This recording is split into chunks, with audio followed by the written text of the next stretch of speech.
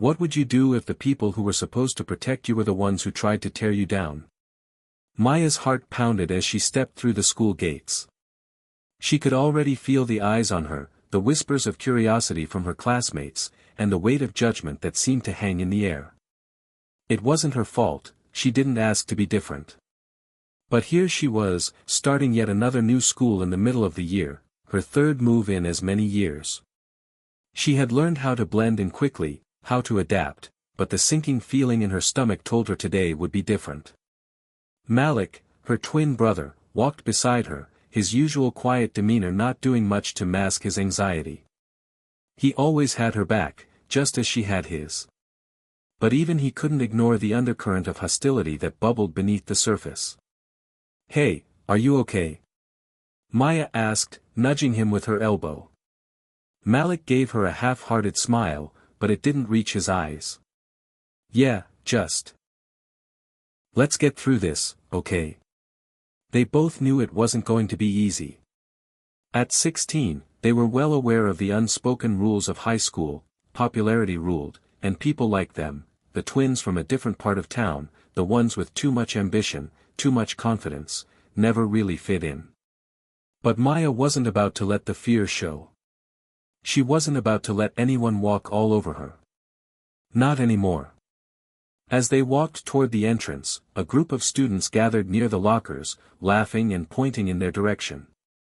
Maya caught the words, "new kids," and "too good for us," from the whispers.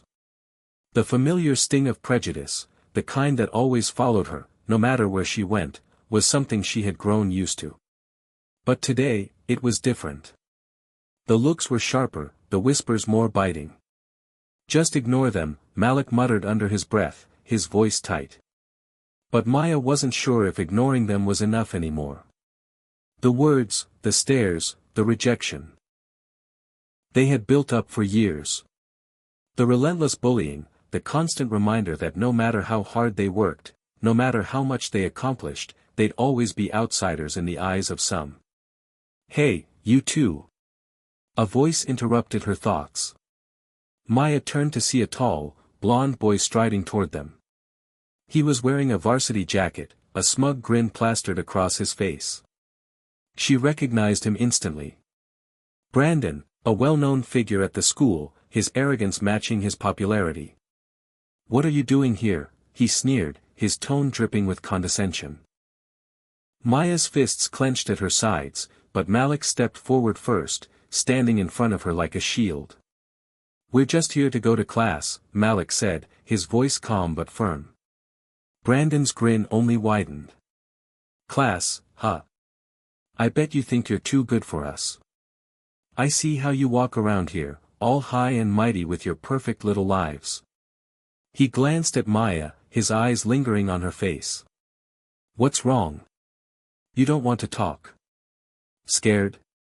Maya felt the anger bubbling up, but she stayed quiet, trying to take her brother's lead. "Don't escalate it," she reminded herself. "Let it go." But then, Brandon's next words made her blood boil. "I know what you two are up to. You're not from around here, huh? Don't think you'll be welcomed with open arms." He leaned in closer. "This isn't some place where we let people like you think they're special." Maya's breath hitched. He hadn't just insulted her, he'd insulted her family, her history, her very existence. She could feel the weight of every word pressed down on her chest. She had trained for this. Years of martial arts training with their mother, who had taught them that the greatest weapon was control. But this was different. This wasn't about control. This was about something much deeper, much older, something that had been ingrained in her since she could remember. "Leave us alone, Brandon," Malik finally said, stepping aside to give Maya room. Brandon smirked, his hands resting on his hips.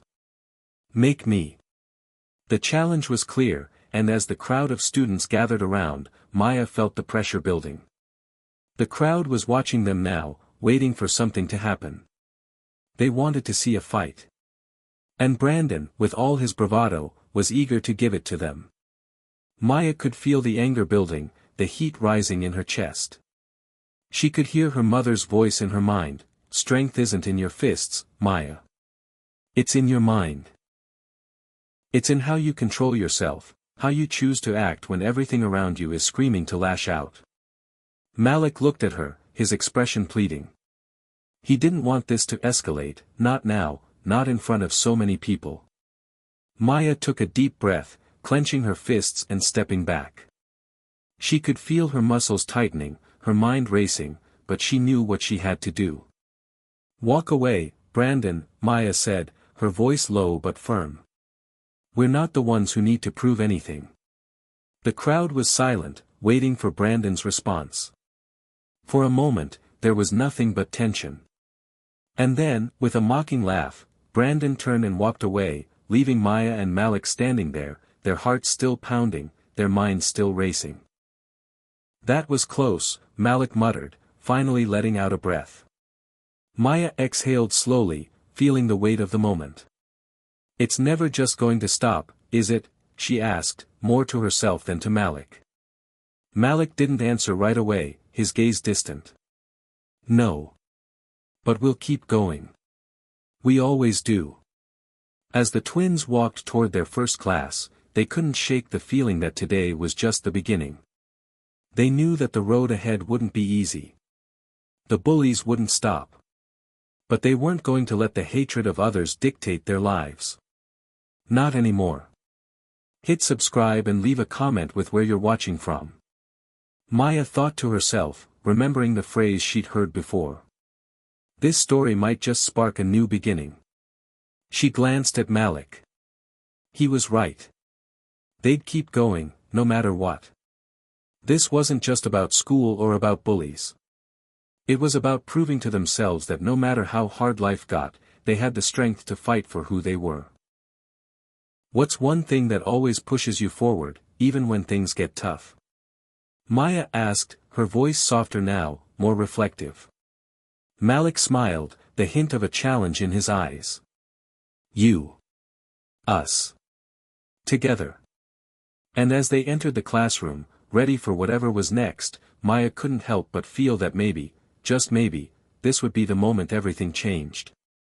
Maya and Malik had always been inseparable. Born only minutes apart, their bond was unspoken but undeniable. They shared everything, their dreams, their struggles, and most of all, their passion for martial arts. Growing up in a neighborhood that wasn't always kind to people who were different, they had each other. And for them, that was enough. Their story didn't start in a place filled with gold and glamour. It started in a modest apartment in a rough part of town, where they learned to survive long before they learned to fight. Their mother, Clara, was their greatest influence, strong, independent, and fierce. Clara wasn't just their mother, she was a force of nature. A former black belt in Taekwondo, she had risen above the challenges of a tough upbringing, pushing herself to excel where others had failed. When Maya and Malik were younger, Clara had enrolled them both in martial arts classes to give them an outlet for their energy, but it quickly became something more than just a hobby. It became a way of life. From the moment Maya and Malik set foot on the mat, they knew they were different. Martial arts was their refuge. It was a place where they didn't have to worry about the stares or the whispers. In the dojo, they were judged not by their skin color or the way they dressed, but by their skill, discipline, and heart. Clara had made sure they understood the values of martial arts, honor, respect, and perseverance. Your strength isn't just in your fists or your feet, she'd always say. It's in your mind and your heart. Strength is about controlling your emotions and choosing to stand up for what's right, even when it's hard. Maya took those words to heart more than Malik did. She was naturally bold, outspoken, and ready to fight for what she believed in. Malik, on the other hand, was quieter. He was the kind of person who thought deeply before acting, often choosing the path of least confrontation. They balanced each other out, Maya's fire and Malik's calm. Despite their shared love of martial arts, they had always faced challenges growing up. The world outside their front door was often unkind. People judged them based on their race, their appearance, and the assumptions they made about their upbringing.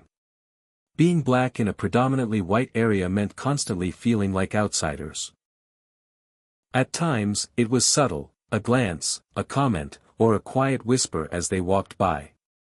Other times, it was more overt, blatant racism from classmates or neighbors who didn't think they belonged. But Maya and Malik learned to push through. They knew they were different, and that was okay. They didn't need to prove anything to anyone except themselves. Their mother had always been their rock. After their father left when they were just toddlers, Clara raised them on her own, juggling multiple jobs to provide for them. She worked tirelessly, but her love for her children never wavered. She made sure they understood the value of hard work, sacrifice, and resilience. She never allowed them to use their race as an excuse for not achieving their best. "I know life is going to be hard for you both," Clara had told them one night, as they sat on a couch together, listening to the sound of traffic outside their apartment. "But I promise you, if you hold your heads high and fight with honor, the world won't be able to ignore you. You are strong, smart, and capable of doing anything you set your minds to. Don't let anyone tell you otherwise." That lesson had stuck with both of them, but in different ways. Maya, always the more headstrong twin, wore it like armor. She would never let anyone push her around, never back down from a challenge. Malik, though quieter, internalized it differently. He believed in the power of patience, of waiting for the right moment to strike. Both of them believed in their mother's words, but each took a different path in interpreting how to fight. At their old school, Maya had become known for her quick temper and sharp tongue, while Malik's calm demeanor made him a bit of a mystery. People never quite knew what to make of them. Some respected them for their strength, while others resented them for what they represented. But no matter where they went, they always had each other. Despite their differences, their connection was unbreakable. Maya was the loud one, the one who spoke her mind and wore her heart on her sleeve. Malik, on the other hand, was more introspective. He had a way of observing situations before diving in, always calculating his next move with precision. He was the one who had taught Maya how to breathe through moments of anger and frustration. While Maya charged in head first, Malik took his time, preferring to think things through before reacting. Together, they made the perfect team. They balanced each other out, just as their mother had balanced them with her wisdom. But the world outside of their home didn't always see their bond that way. In the eyes of many, Maya and Malik were just the black twins, two people who stood out for reasons beyond their control. It didn't matter how good they were at martial arts or how smart they were in class. People saw them as different, and they were treated as such. And now, as they walked through the hallways of yet another new school, it was clear that not much had changed. Malik glanced at Maya as they navigated the crowded corridor, filled with students already whispering behind their backs. He could feel the weight of their stares, the judgment, and the prejudice that hung in the air. His grip on his backpack tightened, but he didn't say anything. He had learned long ago that silence often spoke louder than words. Maya, however, wasn't about to stay quiet. She had always hated the way people assumed things about her before they even gave her a chance. It wasn't just about being black, though. It was about being her, being someone who didn't fit the mold that society often tried to force people into. She was proud of who she was, proud of her heritage, her family, and the skills she had worked so hard to develop. She knew that her worth wasn't defined by anyone else's narrow view of who she should be. But as the whispers intensified and the looks grew more intense, Maya could feel the familiar sting of being an outsider creeping back in. She could hear the words in her head, the judgment, the stereotyping. She had heard it all before. "Just ignore them," Malik said again, his voice soft but firm. Maya didn't respond immediately. Instead, she kept walking, her mind racing. They had both been through this before, this dance of trying to fit in while also standing out. It was exhausting, but it was the price they had to pay for being different. "Let's just get through today," she muttered, her jaw set. And with that, they both knew what was coming next. It didn't take long for Maya and Malik to realize that high school was going to be a battleground. They had expected some challenges, sure, after all, no one was ever going to hand them acceptance on a silver platter. But what they didn't expect was how quickly things would escalate. The first few days at school were rough. Maya tried to keep her head down, focus on her classes, and avoid the attention of the other students. But no matter how much she wanted to stay under the radar, her presence couldn't be ignored. She was always the new kid, the one who didn't quite fit in, and the whispers followed her everywhere. Malik, on the other hand, kept to himself, always polite, always observing.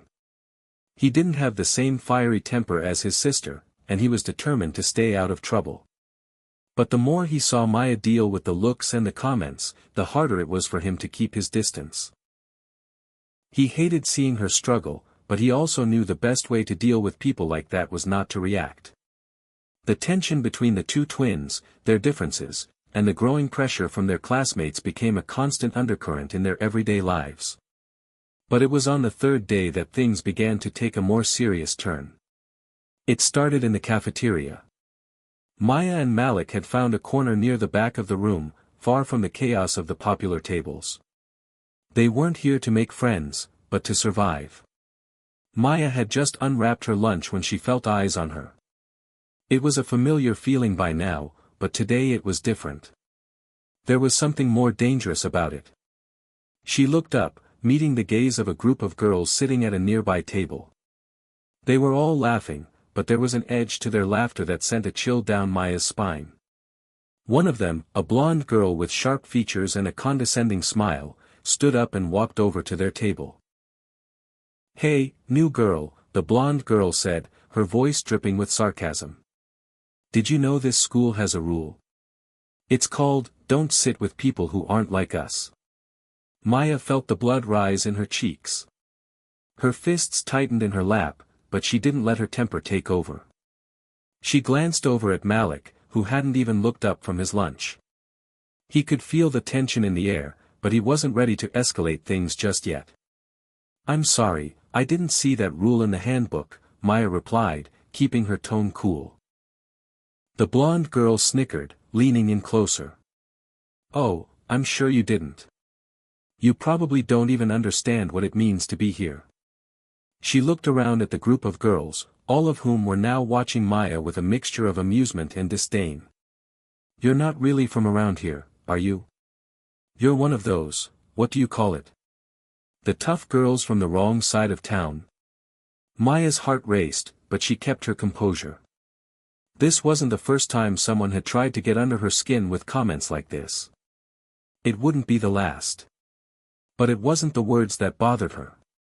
It was the way they made her feel. It was the way they tried to box her in and make her feel small, like she didn't belong.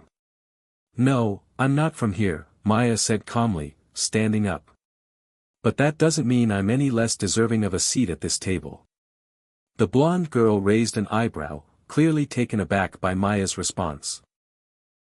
For a moment, Maya thought she might back off, but instead, the girl stepped closer, her face hardening. "You're lucky I'm even speaking to you," the blonde girl said with a sneer. "People like you don't get to just walk in here and take over. You don't belong." The words hit Maya like a slap in the face. She wanted to scream, to tell this girl exactly what she thought of her, but she could feel Malik's eyes on her. He was watching, waiting, hoping she would keep her cool. He wasn't going to let this escalate any further, and neither was she. "You're right," Maya said, forcing a smile. "I don't belong here. But I'm not going anywhere." Malik finally looked up, his eyes meeting Maya's. There was something in his gaze, something that told her he was proud of her for holding back, for not letting herself get dragged into a pointless argument. The blonde girl scoffed, clearly not used to being challenged. "We'll see about that." With a final glance at Maya, the girl turned and returned to her table, but not before calling over her shoulder, "Don't say I didn't warn you." Maya watched her go, feeling the anger simmering beneath her calm exterior. Malik put a hand on her shoulder, offering silent support. "You did good," Malik said quietly. Maya nodded, but the word stung. This wasn't the first time she had been made to feel like she didn't belong, but something about today felt different. There was a new hostility in the air, and she knew that the girls at that table wouldn't be the last to target her. But what really bothered her was the way people watched, as if they were all waiting for a show. The bullying had begun. And the worst part? It wasn't just from the students. It was the teachers too.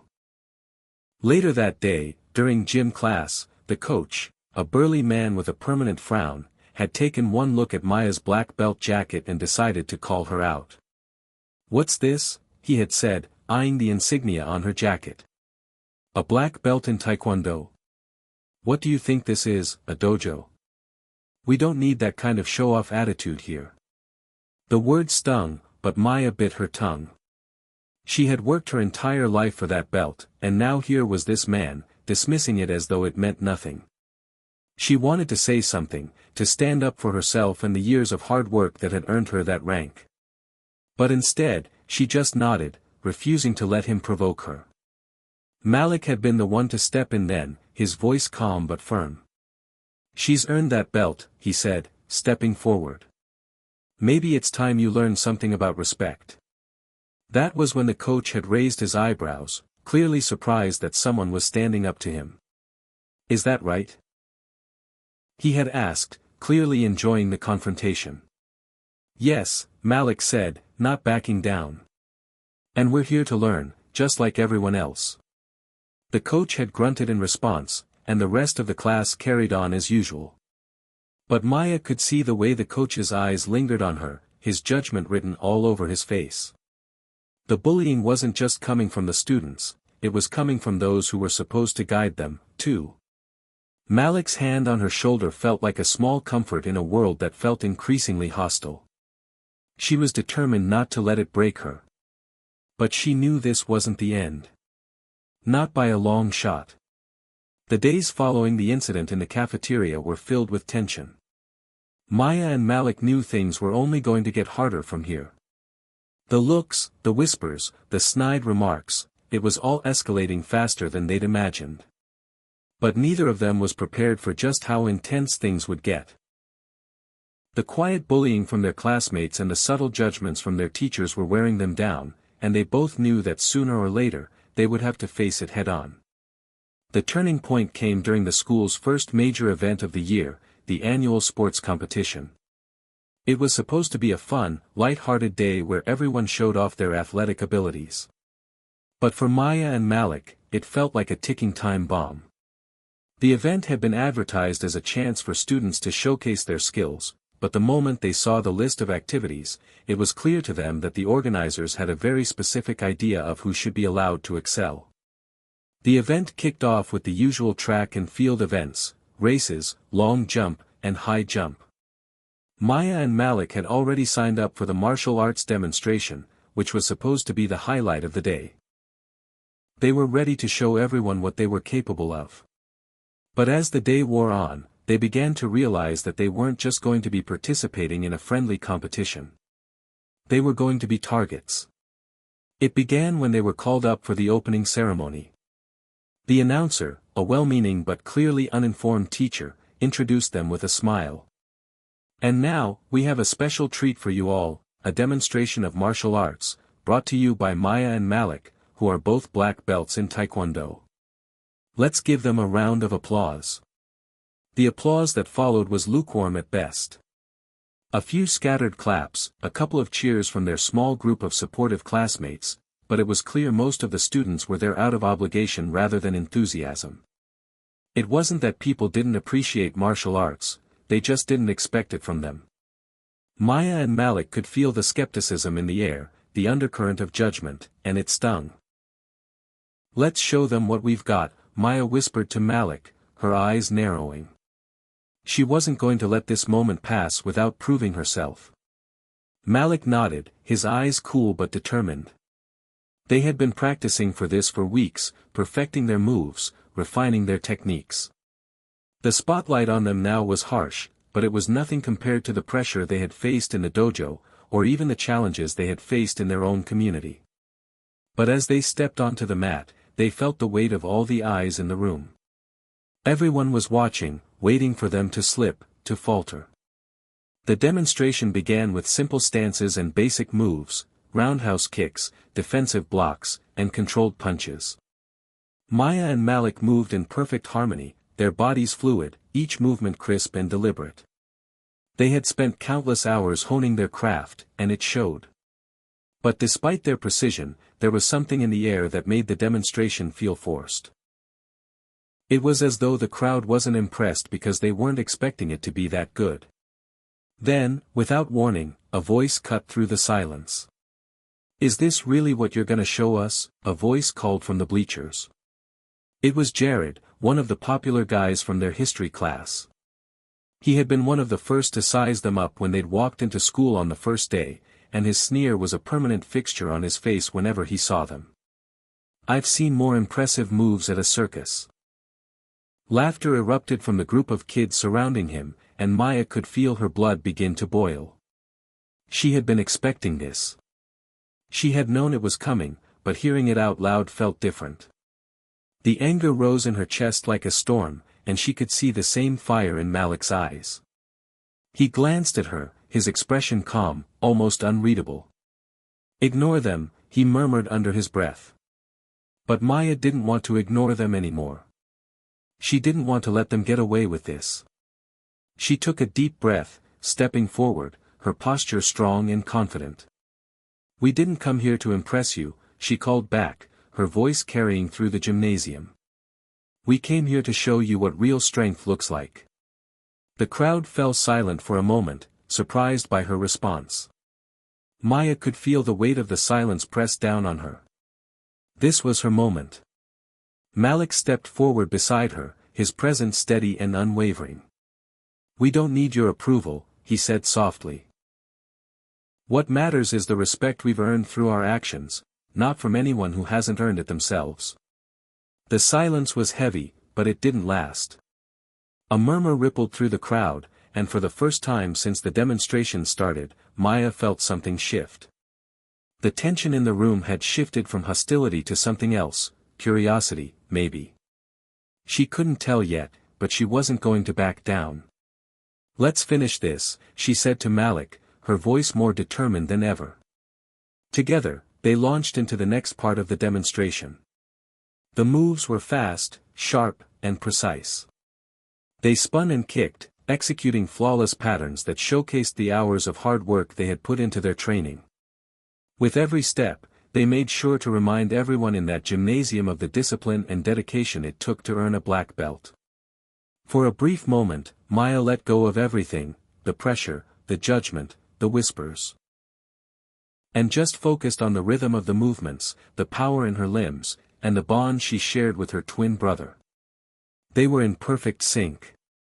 As they finished their demonstration, they both stood tall, waiting for the crowd's reaction.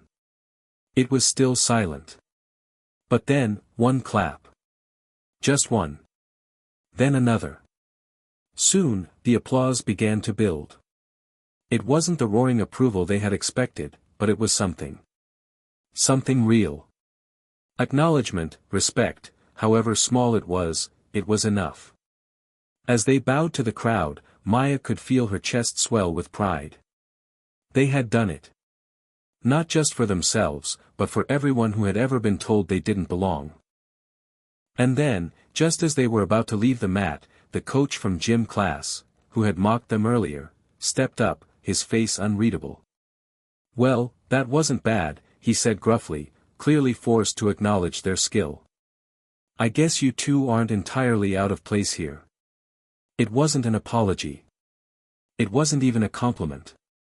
But Maya could tell that something had shifted in him, even if it was just a small crack in his facade.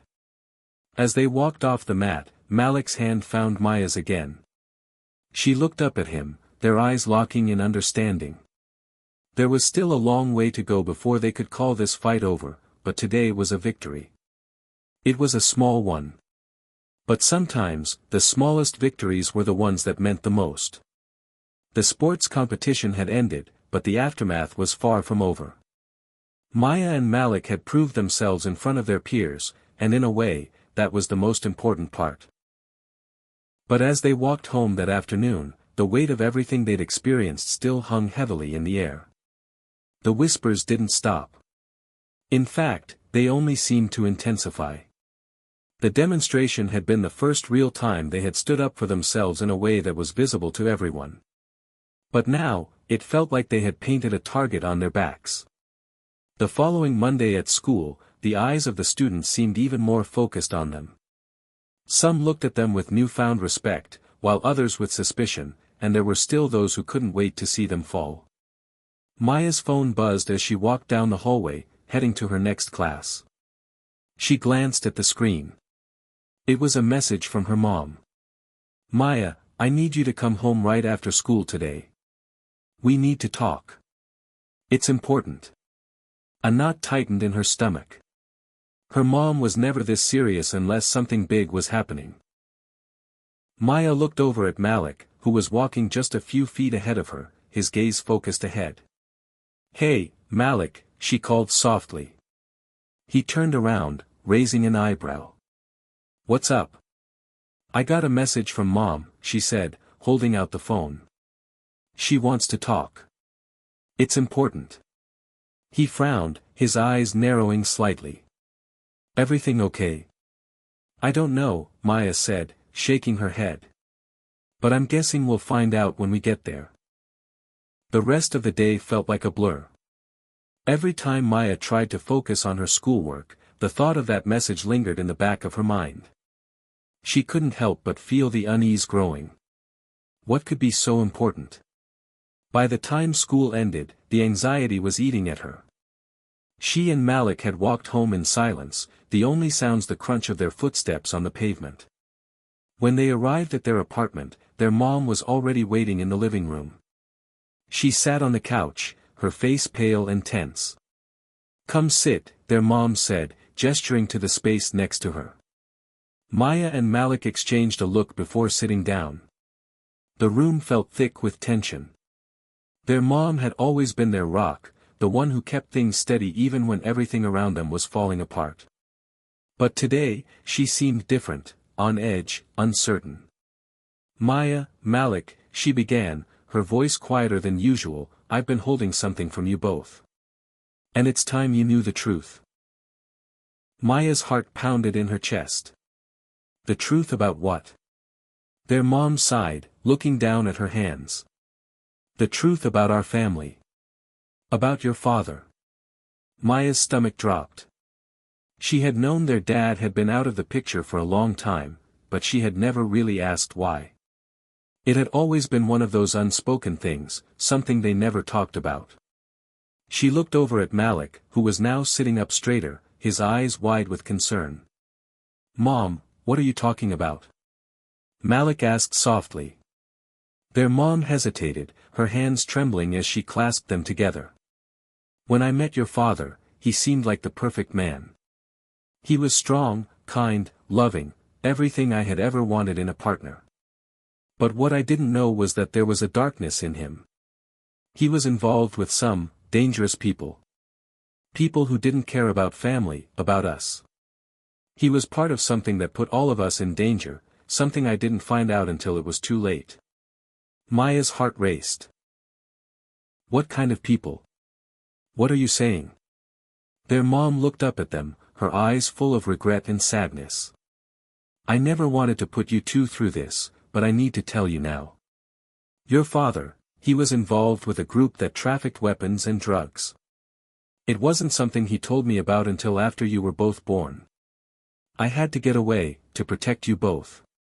And so, I left him. But when I did, he disappeared.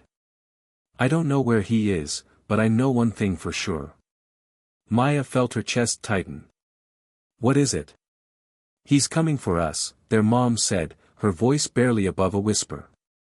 "He's been looking for you too. For years." The room seemed to close in on Maya. Her mind was spinning, trying to make sense of what she had just heard. All this time, the absence of their father had never been questioned. But now, hearing this, the weight of it felt unbearable. "Why didn't you tell us before?" Malik's voice was sharp, his face a mixture of shock and confusion.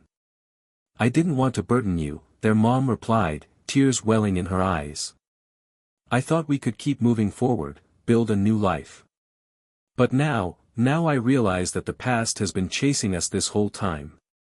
And I don't know how much longer I can protect you both from it. The words hung in the air, heavy and suffocating. Maya felt a surge of anger and betrayal rise up in her chest. So, all these years, you've been hiding this from us? I didn't want you to live in fear, her mom said softly. But I can't keep it from you anymore. The people your father was involved with, they know who we are. And they won't stop until they find us.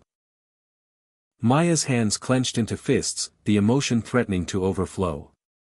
This was too much. All these years, she had been trying to carve out a life for herself and Malik, fighting against the world, and now, it seemed like their past had come back to drag them back down. But no. They weren't going to let it. We'll handle this, Maya said, her voice firm despite the shock coursing through her. We'll protect ourselves. We'll protect you. Malik nodded. We're not going to run anymore. Their mom looked at them, her eyes filled with gratitude, but also fear. I've taught you both how to defend yourselves, how to fight. But this isn't the same thing. These people are dangerous.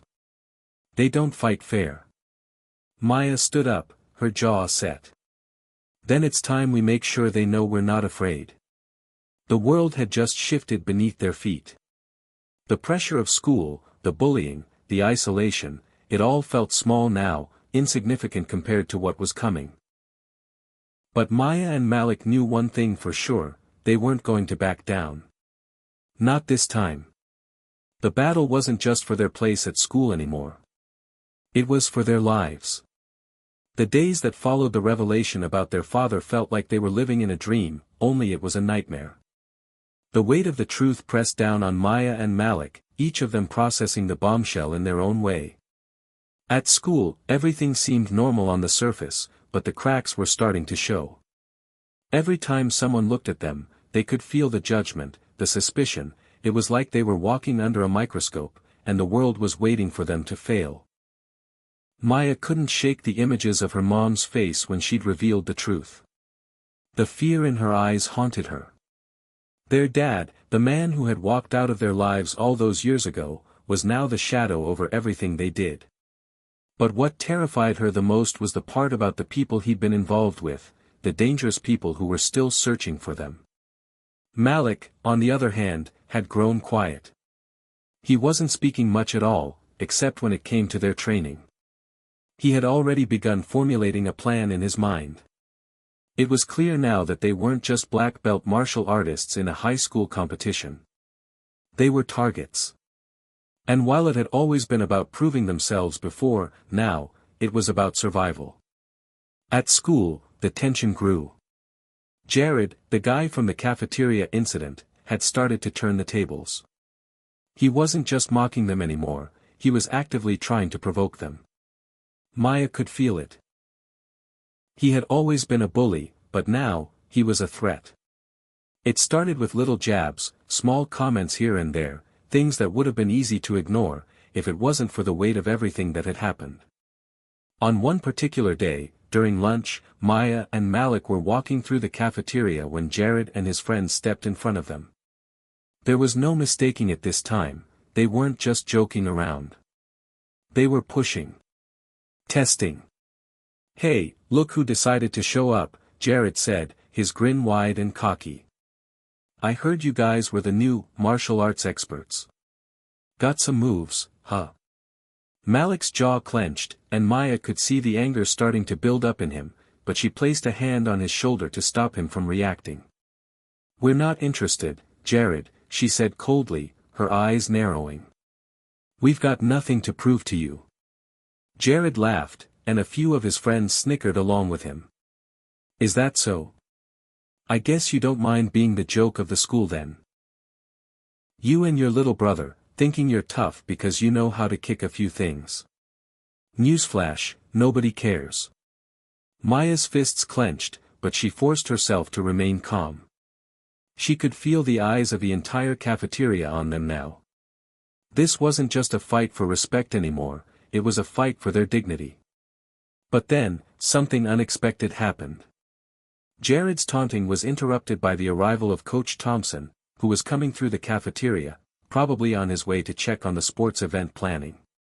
He caught sight of the confrontation and walked over quickly. "What's going on here?" Coach Thompson asked, his voice deep and authoritative. Jared stepped back, trying to act innocent. "Nothing, Coach. Just having some fun with these two." Coach Thompson gave him a hard look before turning to Maya and Malik. "Are you okay?" Maya nodded, her expression still fierce. "We're fine." Coach Thompson's gaze lingered on her for a moment, before he addressed Jared. "You think this is funny, Jared? I don't care if you're just messing around, but you'd better get that straight. We don't tolerate bullying, especially not here." His voice held a warning that left no room for argument. "If you want to keep acting like this, you can do it elsewhere." Jared seemed to consider challenging him, but he must have realized that it wasn't worth it. He scoffed, muttering something under his breath before walking off with his friends. Maya let out a slow breath, the tension in her shoulders releasing, but the anger still bubbled just beneath the surface. "You handled that well," Malik said quietly, his eyes never leaving Jared's retreating figure. "I'm not letting him get away with it," Maya replied. "But we're not out of the woods yet." Malik nodded, understanding exactly what she meant. They were still being watched. And Jared was just the first in a long line of problems they'd have to face. The rest of the day passed in a blur, but that evening, as they sat down for dinner with their mom, the mood was heavy. There was an unspoken understanding between them all that they were no longer just trying to survive high school. They were preparing for something bigger, something darker. Their father's past wasn't just a ghost, it was a storm gathering on the horizon, and they needed to be ready. After dinner, Malik excused himself and went to his room. Maya knew exactly what he was doing. He was training. He was always training. Maya decided to join him. She had always loved the peace that came from focusing on the art of taekwondo, the clarity that came from each punch and kick, the discipline it instilled. It wasn't just about the physical skill, it was about control. And right now, that was exactly what she needed. She needed control over her emotions, over the fear that had been creeping in ever since her mom's confession. When she entered Malik's room, he was already stretching, his eyes focused as he prepared to run through his routine. He paused when he saw her. "You want to join me?" he asked, a small, determined smile on his face. Maya nodded, pulling off her jacket and rolling up her sleeves. "Let's train. We've got a lot of work to do." As they moved through their drills, the adrenaline started to take over, pushing everything else out of their minds. Each strike, each block, brought them back to themselves, back to the art they had practiced for so long. It wasn't just about defending themselves, it was about strength. About preparing for whatever was coming next. And soon enough, they would need all the strength they could muster. The days turned into a blur. Maya and Malik's lives had already been complicated, but with each passing moment, it felt like the tension around them only grew thicker. They were no longer just two high school students trying to survive their senior year. They were now preparing for something darker, something they could no longer ignore. Maya felt the fear creeping in, her mother's warning, the shadow of their father's past, and the dangerous people that could be coming for them. But she refused to let it consume her. Every day after school, she and Malik trained harder, not just to defend themselves, but to be ready. Every punch, every kick was a step toward regaining control. That Friday, things took an unexpected turn. It was a late afternoon when Maya received an unusual text message. It wasn't from a friend, nor a teacher, it was from an unknown number. Her fingers hovered over the phone as she read the short message. "We know who you are. We're coming for you." Her heart skipped a beat. Her palms grew clammy. She glanced over at Malik, who had been sitting on the couch, flipping through a comic book. He looked up at her when he saw the tension on her face. "What's wrong?" he asked, his voice laced with concern. Maya swallowed hard and showed him the message. Malik's face went from curious to stone cold in a matter of seconds. He didn't need to ask any more questions. They both knew what it meant. It wasn't a joke. It wasn't some stupid prank. Someone had found them. They didn't have much time to waste. Without a word, they grabbed their bags and headed out the door. Their mom had gone to work, so they had the house to themselves. They couldn't risk telling her right now, not when they didn't fully understand what they were up against. They hopped into the car, and Maya felt the familiar hum of the engine beneath her as they drove to the only place that had always felt safe, the dojo. It wasn't just a place where they trained. It was the one space where they could think clearly and prepare for whatever the world threw at them. The drive was quick, and soon they arrived at the dojo. The streets were eerily quiet, the buildings standing like silent witnesses to the storm that was brewing. As they stepped out of the car, Maya felt the weight of every step. She glanced around nervously, as if expecting someone to jump out from the shadows at any moment. Inside the dojo, their sensei, Mr. Lin, was already there. He was a man in his 50s, with graying hair and a commanding presence. The first time they had walked through the dojo's doors, it had felt like they were stepping into another world, one that demanded discipline and respect. Mr. Lin had been more than just a teacher to them. He had been a mentor, someone who understood their drive and their potential. "Sensei," Malik said, his voice low but urgent. "We need to talk." Mr. Lin looked up from his practice mat, sensing something was off. He straightened, his expression serious. "What is it, Malik?" "Maya." "We've got a problem," Maya said, pulling out her phone to show him the message. Mr. Lin read the text, his eyes narrowing. He didn't flinch. Instead, he set the phone down gently on the counter and motioned for them to follow him into the back room. This wasn't a conversation to have out in the open. Once inside, the three of them sat at the small table in the back. The dojo was quieter now, the calm before the storm. Mr. Lin looked between the two siblings, his eyes filled with concern, but also a quiet understanding. "This is serious," Mr. Lin said, his voice grave. "These kinds of people don't mess around. I've seen it before. I've trained many students, but this is different. It's not just about skill, it's about survival." "We can handle it," Malik replied firmly. "We've trained for years, and we've fought tough opponents before. We're ready for whatever comes." Maya nodded, but doubt lingered in her mind. They had trained for years, but nothing could prepare them for the type of danger that was closing in on them now. This wasn't just about facing off against a bully at school. This was real. Mr. Lin studied them both, his gaze sharp and calculating. "You may be ready in terms of skill, but this situation is different. The people you're dealing with, if they've already found you, it's likely they've been watching you for some time. They won't attack head-on, not right away. They'll strike when you least expect it." Maya swallowed. "Then what should we do?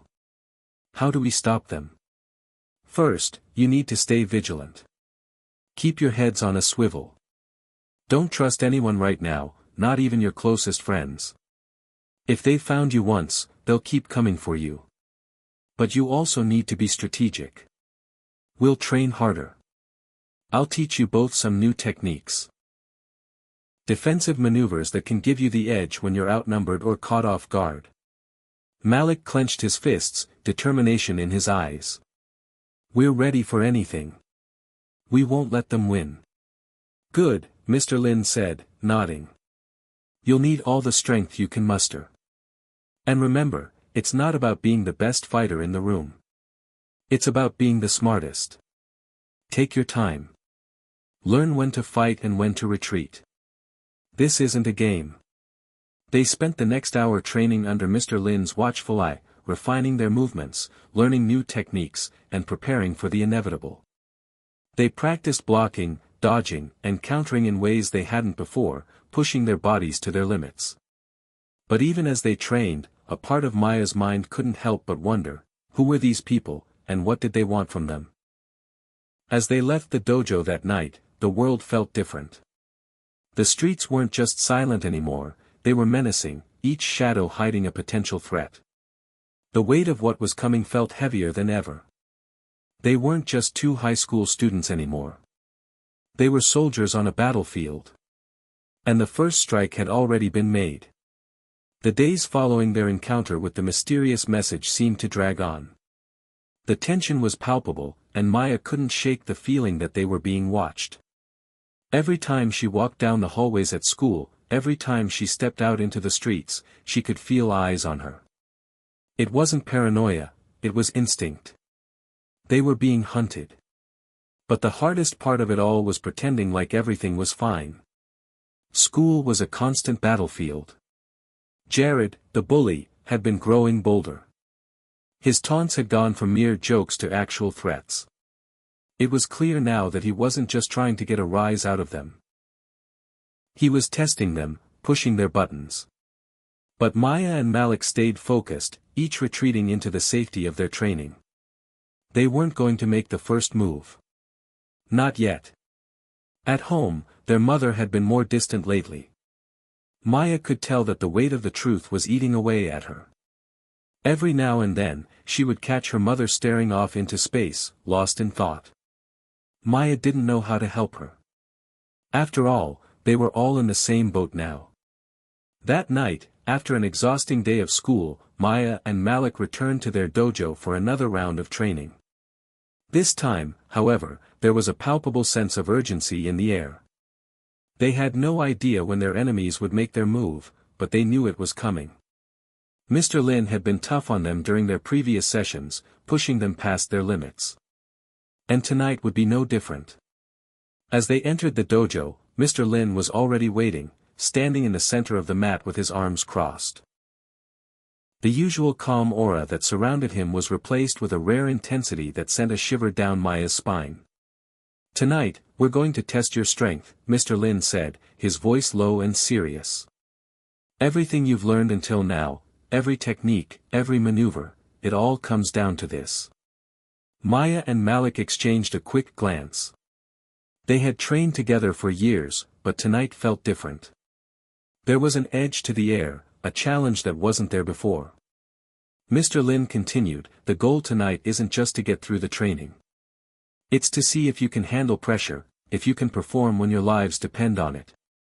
Maya's stomach tightened, but she nodded. She could feel it, too. Tonight wasn't just another session. It was the beginning of something bigger. Mr. Lin gestured for them to step onto the mat. "Malik, you go first. Maya, be ready." Malik's eyes sharpened, his muscles tensing as he stepped forward. He had always been the more aggressive of the two, but tonight, he seemed to have a fire in him that Maya had never seen before. His movements were faster, sharper. He was pushing himself harder than ever. Mr. Lin stood back, observing. "Remember, this isn't about strength. It's about technique. Your power is in your control." Malik nodded, then launched himself forward, his body flowing with the practiced precision of a seasoned fighter. He moved with speed, performing a series of rapid kicks and punches. The sound of his foot hitting the mat echoed through the dojo, the rhythm of his strikes sharp and commanding. But Mr. Lin wasn't impressed. He stepped forward quickly, his movements so fluid that they were almost imperceptible, and blocked Malik's strikes with ease. Then, with one swift motion, he knocked Malik off balance and sent him to the floor. Malik grunted as he hit the ground, but he didn't hesitate. He was up in an instant, facing Mr. Lin with renewed determination. Maya watched closely, knowing this was a test they both had to pass. Again, Mr. Lin said, his voice calm but stern. "You must anticipate, not react. Don't let your emotions control you. Control the situation, Malik." Malik took a deep breath and nodded, trying again. This time, his movements were more calculated, less frantic. He waited for Mr. Lin's response, analyzing his opponent's every move. And when the opportunity presented itself, Malik struck with a speed and precision that was almost too fast to see. Mr. Lin blocked the strike but seemed slightly more surprised this time. There was a flash of approval in his eyes, but he didn't let Malik off the hook. "Better," Mr. Lin said, before turning to Maya. "Now, your turn." Maya stepped forward, her body tense but ready. She felt the pressure on her as she squared up against Mr. Lin, knowing that the next few moments would push her to her absolute limit. She took a deep breath, clearing her mind of all the distractions, focusing only on the fight ahead. She started with a series of quick jabs, followed by a spinning kick. But as she had learned from watching Malik, it wasn't about the speed of the strikes, it was about the control, the timing. And Mr. Lin was right there, anticipating each of her moves. It was a blur of movement, Maya striking, Mr. Lin blocking, dodging, countering. Each time she thought she had him, he was already one step ahead. But unlike Malik, Maya didn't let frustration take hold. Instead, she adapted. She slowed down, adjusted her technique, and finally managed to land a clean strike to Mr. Lin's side. She stepped back, breathless, eyes wide in disbelief. Mr. Lin was still standing, but there was a slight smirk on his face. "Good," Mr. Lin said. "You're learning. But this is just the beginning. We don't train for show. We train for survival." Maya nodded, catching her breath. She felt a surge of pride in herself, but it was quickly replaced with the same nagging feeling, the knowledge that their enemies were still out there, waiting. They had to be ready for more than just a fight in the dojo. They had to be prepared for what was coming. As they wrapped up their training that night, Maya felt the weight of the moment settle in. This wasn't just about becoming stronger in their martial arts. It was about surviving the storm that was closing in around them. And soon, it wouldn't just be about fighting in the dojo. It would be about fighting for their lives. And the first real test of their strength was just around the corner. The air in the dojo had thickened with anticipation. The following days felt like a pressure cooker, the tension mounting with each passing hour. Maya and Malik knew that the confrontation they were preparing for was inevitable. But what they didn't know was that it was coming sooner than they thought. They would soon discover just how unprepared they were for the forces that lurked in the shadows. That Friday evening, after school, the siblings were walking to the parking lot when something felt off. The sky above them was painted with hues of red and orange, the setting sun casting long shadows across the pavement. Everything seemed normal, but Maya couldn't shake the feeling that they were being followed. She glanced at Malik, who had his head down, his hands stuffed in his jacket pockets. He must have felt it too. He looked around, his eyes scanning the area. Maya's senses were on high alert. The hairs on the back of her neck stood up. They were being watched. "Malik," she whispered urgently. "Stay close." Malik nodded, his expression hardening. They quickened their pace, heading toward the car, but the hairs on Maya's neck prickled more as she heard the distant sound of footsteps echoing behind them. She could almost feel the weight of someone's gaze on her back. It wasn't paranoia, it was instinct. Then, they heard it, a voice, cold and cruel, cutting through the silence. "You two think you can hide, huh?" Maya froze, her heart hammering in her chest. The voice was unmistakable. It was Jared. Before they could react, a group of his friends emerged from the shadows, 4 of them, all standing in front of the car, blocking their path. They looked like predators, their eyes cold and calculating. "Thought you could keep training in secret?" Jared sneered, crossing his arms over his chest. "You're not so tough, are you?" Maya's fists clenched at her sides. She had been preparing for a confrontation like this, but the reality of it still hit like a brick. Malik stepped in front of her, his body tense, ready to fight. "Leave us alone, Jared," Malik said, his voice steady but with an underlying fury. Jared laughed, stepping closer. "Why don't you make me?" You've been walking around like you own the place, thinking you're special, but you're just like everyone else. You think your little martial arts moves are going to save you? You think you're better than me? Maya could see the fury boiling in his eyes. Jared had always been a bully, but now he was something else, someone driven by a thirst for revenge. He wasn't going to back down. One of Jared's friends, a burly guy named Cole, stepped forward. You two don't belong here. And we're gonna make sure you know your place. Maya could see the way they were positioning themselves, forming a loose semicircle around them, trapping them. There was no escape, no chance to run. The danger was real. Malik's voice was low, a warning. You don't know what you're messing with, Jared. Jared smirked, clearly unconcerned. Oh, I think I do. You two are nothing but a couple of freaks playing pretend. I'm gonna put you both in your place. Without any further warning, Cole lunged at Malik, his fist aimed directly at Malik's face. Malik barely dodged, ducking under the punch and responding with a swift counter, landing a solid blow to Cole's midsection. Cole grunted but didn't go down. Maya's heart raced. She knew they had to fight, but they couldn't afford to underestimate these guys. They were outnumbered, and Jared had been preparing for this moment too. Jared raised his hands, signaling for his friends to hold back. Let's see what you got then, he challenged, his eyes gleaming with malice. In an instant, Malik and Maya sprang into action. They had trained for years, this wasn't just about throwing punches. It was about precision, timing, and control.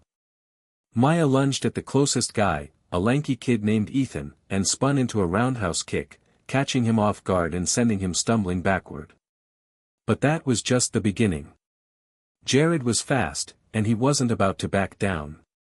He charged at Malik, who sidestepped just in time, dodging Jared's powerful punch. Malik countered with a kick to Jared's side, but the bully grabbed his ankle mid-kick, yanking him to the ground with a brutal slam. Maya's heart skipped a beat as she watched Malik hit the ground hard. He was quick to recover, though, rolling into a crouch and kicking out at Jared's legs. But that wasn't enough. Jared was furious, desperate to prove something to himself and his friends. Malik was up again, but it was clear, Jared wasn't holding back anymore. And they couldn't afford to make mistakes.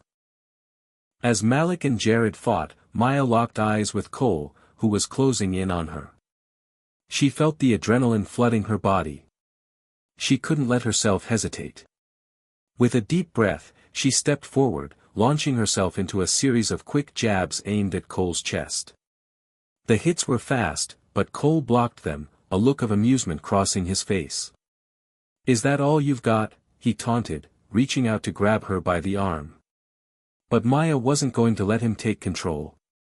With a swift twist, she slipped out of his grasp and delivered a roundhouse kick to his side, sending him crashing into the side of the car. Behind her, she heard Malik grunting as he struggled against Jared's hold. Without thinking, she spun around and rushed toward them. Jared had Malik pinned, his hands around Malik's throat. The moment was a blur of motion as Maya dove into the fray, launching herself at Jared, delivering a punch to his ribs that sent him stumbling backward. Get off him! Maya shouted. Jared snarled, pushing Malik aside. You think you're tough? You're just a girl. Maya didn't hesitate. She delivered another punch, this one to Jared's jaw, the force behind it knocking him off balance. He staggered back, his face flushed with rage. Enough, he roared, his breath coming in short, ragged gasps. Maya and Malik stood side by side now, panting heavily. Their training had given them the skills they needed to stand their ground, but it was clear that this was only the beginning. The first blood had been drawn, and it had only made the bullies angrier. Jared glared at them, eyes burning with fury. This isn't over, he spat. And with that, the group of bullies retreated, leaving Maya and Malik standing in the parking lot, bruised but not broken. The danger was closer than ever. And they knew, without a doubt, that they were being pulled into something far bigger than they had ever imagined. The fight was over, but the storm was far from calming. Maya and Malik stood in the parking lot, their breath still coming in heavy bursts, their muscles aching from the confrontation. Jared and his gang had retreated for now, but they knew it wasn't the end. It was only the beginning of something much darker, and the realization hit them both in the same breath. "Are you okay?" Maya asked, her voice soft but filled with concern as she reached out to check Malik for any serious injuries. "I'm fine," Malik replied, brushing her off with a grin, though his eyes still held a fire that wasn't there before. "I'm tougher than I look." Maya chuckled, though the tension in her chest didn't lessen. She turned to look around, her eyes scanning the shadows as if expecting someone, or something, to jump out.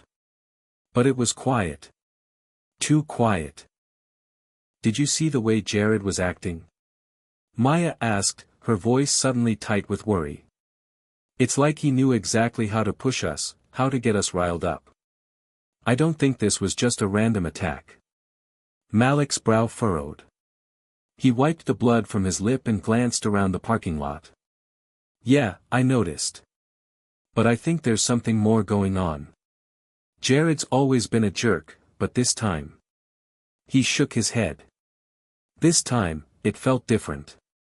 Like he was being controlled. Maya paused, her mind racing. "Controlled?" "Yeah," Malik continued, his voice growing more serious. "Like someone was telling him what to do. He wasn't just acting on his own anger, he was baiting us, pushing us into a corner, trying to get us to fight." Maya's thoughts were spinning. It wasn't just about bullying anymore. There was something bigger at play. Something that connected everything they had experienced so far, Jared's aggression, the cryptic messages, the increasing tension. They weren't just dealing with a school bully. They were dealing with something more sinister. "Let's go home," Maya said, her voice firm as she started walking toward the car. "We need to talk to Mom. I think it's time we tell her what's been going on." Malik nodded, his expression somber. They didn't speak much as they made their way home, both lost in their own thoughts. The weight of what they just faced seemed to press down on them, making each step feel heavier than the last. When they got home, the house was eerily quiet. Their mom wasn't in the living room like usual. Maya frowned as she walked into the kitchen, where she found her mother sitting at the table, her face pale, her hands trembling as they clutched a small, crumpled piece of paper. "Mom?" Maya asked softly, approaching her cautiously. Her mother looked up, her face drained of color. "Maya." "Malik." She whispered, as if she had been expecting them. "I didn't know how to tell you. But I think it's time you both knew the truth." Maya's stomach sank. "The truth?" Her mother stood up, her movements stiff as she led them to the living room and sat them down. She seemed to be gathering her thoughts, as if what she was about to say would change everything. "I'm not the person you think I am," she began, her voice low. "I've kept a lot from you, to protect you. But it's time you knew. You see, I wasn't always just your mom. I was a fighter, too. I trained in martial arts, just like you both do now. But there's more, much more than that." Maya and Malik exchanged a glance, their minds racing. Her mother took a deep breath before continuing. "I was part of something that I walked away from. Something dangerous. I thought I could leave it all behind and give you two a normal life. But they found us. They're back, and now they want you." Maya's heart raced. "Who? Who are they?" Her mother's face grew darker, her eyes haunted. "The ones who control everything, the ones who use people like Jared as pawns. I thought I could keep you safe, but you've been marked. You've been targeted, Maya. Malik. You both have skills that they want to use. And she paused, swallowing hard, I'm the reason why they're after you." There was a long, heavy silence in the room as the weight of her words sank in. Maya felt a chill run down her spine. "What do you mean? You think we're being hunted because of you?" Her mother nodded slowly. Yes. I was involved in a secretive martial arts group years ago. We were trained not only in combat but in certain techniques that have been passed down for generations. But this group, they're not just interested in fighting. They use martial arts for control, political control, personal control, you name it. And I was a part of it. I learned things, dangerous things. But when I tried to leave, they didn't let me go so easily. They've been watching us ever since. Maya's mind was spinning. Everything they had thought they knew about their lives, about their training, their family, their safety, was a lie. The stakes had just escalated. And the enemies they were facing were far more dangerous than they could have imagined. Who are they? Malik asked, his voice low with a mix of disbelief and fury. Why are they after us? Her mother's eyes filled with regret. I don't know everything, but I know this, they want your skills. They want control over people like you, people who are trained to fight, to defend. And if they can't control you, they'll destroy you. They've already started with Jared and his friends. Malik's fists clenched, his eyes narrowing. So this was all planned. Jared, it wasn't just random. Exactly, Maya's mother confirmed. He was manipulated. And now that you fought back, they know you're a threat. Maya felt the fear in her mother's words, but it was quickly replaced with something else, a burning need for action, for answers. They weren't going to sit idly by and let this organization tear their lives apart. It was time for them to take control of their own destiny. We need to train harder, Maya said, her voice resolute. We need to be ready for whatever comes next. Her mother looked at her, a mixture of fear and pride in her eyes. You don't know what you're up against. But if you're ready, then so am I. We're in this together.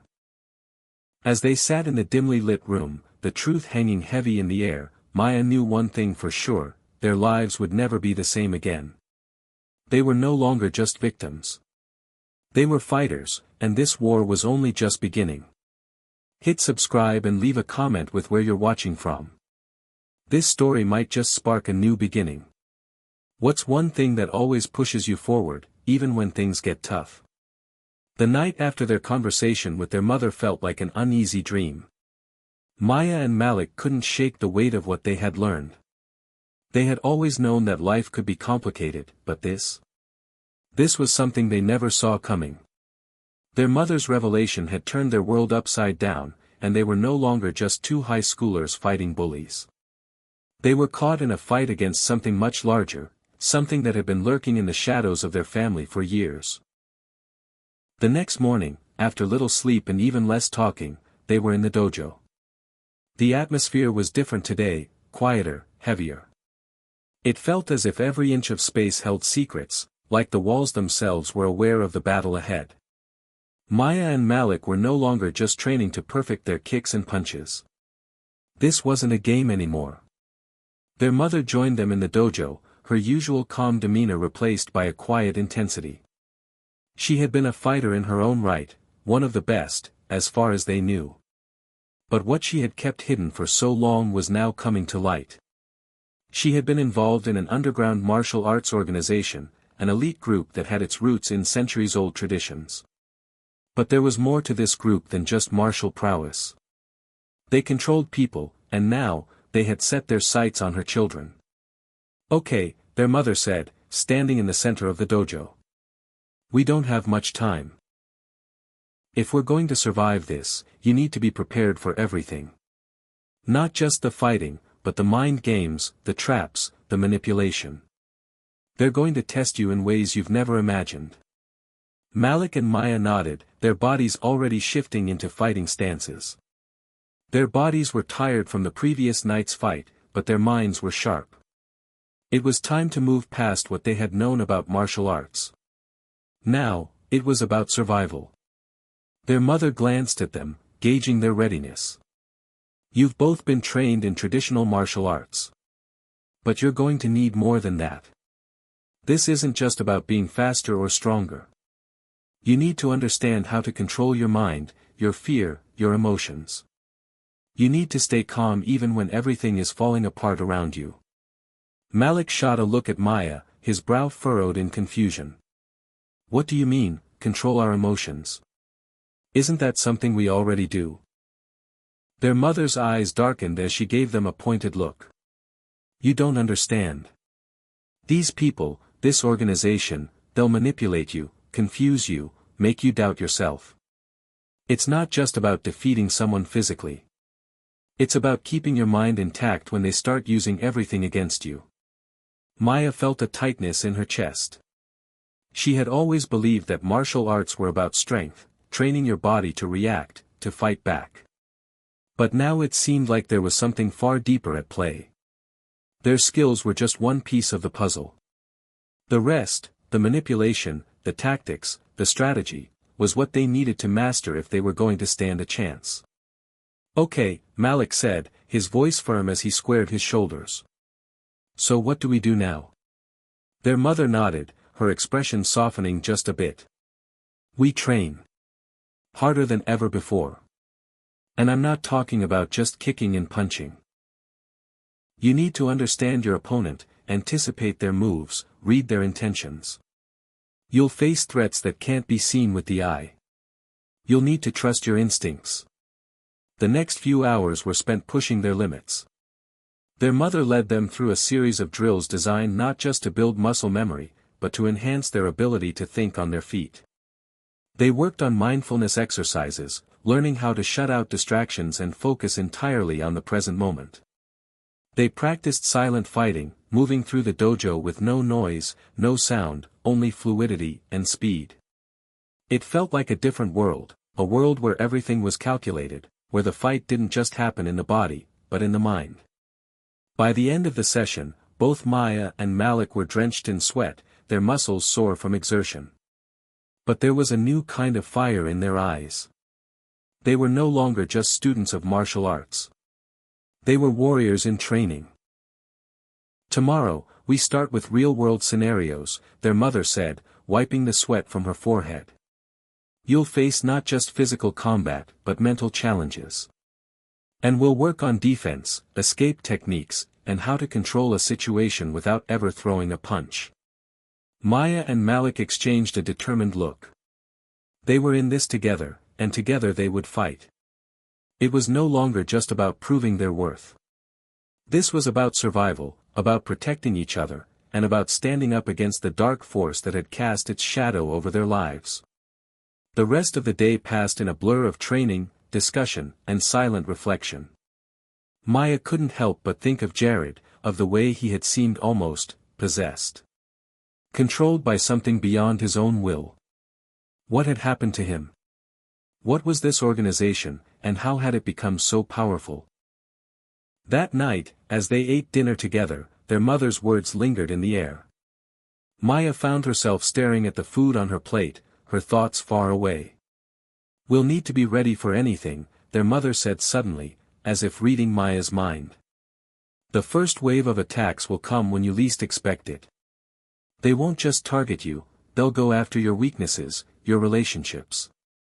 They'll try to break you apart. Malik clenched his fists under the table. We won't let them. His voice was firm, resolute. Maya nodded in agreement, her mind made up. We'll be ready. And though the weight of the situation was heavy, and the danger felt closer than ever, one thing was clear, they weren't just going to survive this. They were going to fight back, and they were going to win. Monday morning arrived with an unsettling calm. The kind that made your skin itch and your gut twist with a warning you couldn't quite explain. Maya and Malik stood in front of their high school, eyes scanning the campus like it was enemy territory. After what happened with Jared and the warning from their mom, this place no longer felt safe. We stick together, Malik murmured, tightening the strap on his backpack. No matter what. Always, Maya replied, her voice low but steady. They walked through the main doors side by side, alert. The usual noise of lockers slamming and students shouting felt distant, muffled, like the world was playing in slow motion. Everyone looked normal. But that's what made it worse. Because the real threat didn't always look like one. Sometimes, it wore the mask of a teacher, a counselor, a student in a Letterman jacket. Or a bully who was now missing. Jared hadn't been back since the fight. Whispers spread through the halls, he'd been suspended, sent to a juvenile facility, maybe even expelled. But Maya knew better.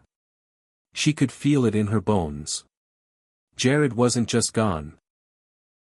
He'd been pulled into something bigger. Used up and tossed aside like a pawn in a game they didn't understand yet. At lunch, they sat alone. Their usual friends gave them space, either out of respect or fear. Maybe both. Then came the first strange moment. A substitute teacher walked into their afternoon history class, someone they'd never seen before. He was tall, with salt and pepper hair and a gaze that lingered too long. His name was Mr. Rourke, and something about him made Maya's skin crawl. "Open your textbooks to page 187, he said with a voice that was too calm, too rehearsed. Maya and Malik exchanged a glance. Something wasn't right. When Maya glanced around the room, she noticed it. Mr. Rourke wasn't reading from the textbook. He was watching them. Only them. That night at home, they brought it up. "I'm telling you," Maya said as she paced in the living room. "He wasn't just some random sub. He knew who we were. He was studying us." Their mom was quiet for a moment, then nodded. "They're testing the perimeter. They're moving in slowly, watching how you react. First it's a new face. Then it's misinformation. Then the attacks get psychological. That's how they operate." Malik frowned. "So what do we do? We can't just stop going to school." "No," their mom agreed. "But you go in prepared. Tomorrow, we start infiltration training. You'll learn to see what others don't. Who's lying? Who's armed? Who's waiting for your back to turn?" The next day came fast. Back at school, Maya tried to act normal, blending in with the crowd, but every corner felt like a trap. Every conversation felt loaded. She noticed the new security guard stationed near the east wing. Another unfamiliar face. Too formal. Too alert. Not the usual sleepy campus monitor who scrolled TikTok all day. Third period brought the next red flag. A new student joined the class. Blonde hair, flawless smile, and a confidence that was almost eerie. She introduced herself as Elle. Within an hour, she'd already befriended half the class, and zeroed in on Malik. At lunch, she accidentally bumped into him and apologized with a charming laugh. Maya watched her like a hawk. There was something too smooth about the way she operated. "She's not here to learn," Maya whispered to Malik. "She's watching us." Malik didn't need convincing. "Yeah. And I think she's trained." Later that afternoon, after school, Maya tailed Elle discreetly through the halls. When Elle ducked into an empty classroom, Maya followed, careful to stay out of sight. What she saw made her stomach drop. Elle pulled out a phone, not a normal one, but something sleeker, military style. She snapped a photo of a class roster pinned to the board, then made a call in a language Maya didn't recognize. It wasn't just surveillance, Elle was sending intel. And it wasn't just about Maya and Malik. There was a list. Names. Faces. Maya backed away, heart pounding, and slipped out before she was noticed. That night, she relayed everything to Malik and their mom. "They're inside the school," Maya said, her voice shaking. "And they're planning something. A recruitment. Or worse." Their mom didn't hesitate. "Then we fight fire with fire." She walked to the closet in the back of the house, pulled out a small, dust-covered box, and opened it. Inside were old ID badges, black and white photographs, and a hidden compartment holding 2 sleek communication earpieces and matching watches. "These belonged to me when I was still active," she said. "They've got encryption. Audio channels. GPS tracking. You'll need them now. Malik raised an eyebrow. You've been holding out on us. I was hoping you'd never need them, she replied. But now. We prepare for a silent war. That night, their training changed. No more just punches and kata. Their mom set up stealth drills, how to blend into a crowd, how to move without being seen, how to spot surveillance and memorize routes. She taught them how to detect lies in a person's body language and how to speak without saying anything at all. Maya realized something chilling: they were already in enemy territory. The invasion wasn't coming. It had already begun. The next day came cloaked in uncertainty. Every step Maya and Malik took through the school halls felt like navigating a battlefield where the minds were human. Smiles could be masks. Conversations could be traps. And the worst part? They couldn't tell who was real anymore. Maya caught herself staring at her best friend, Jordan, during second period, someone she'd known since kindergarten. He was laughing at a meme on his phone, totally unaware that Maya was now questioning whether he was even who he said he was. Malik had it worse.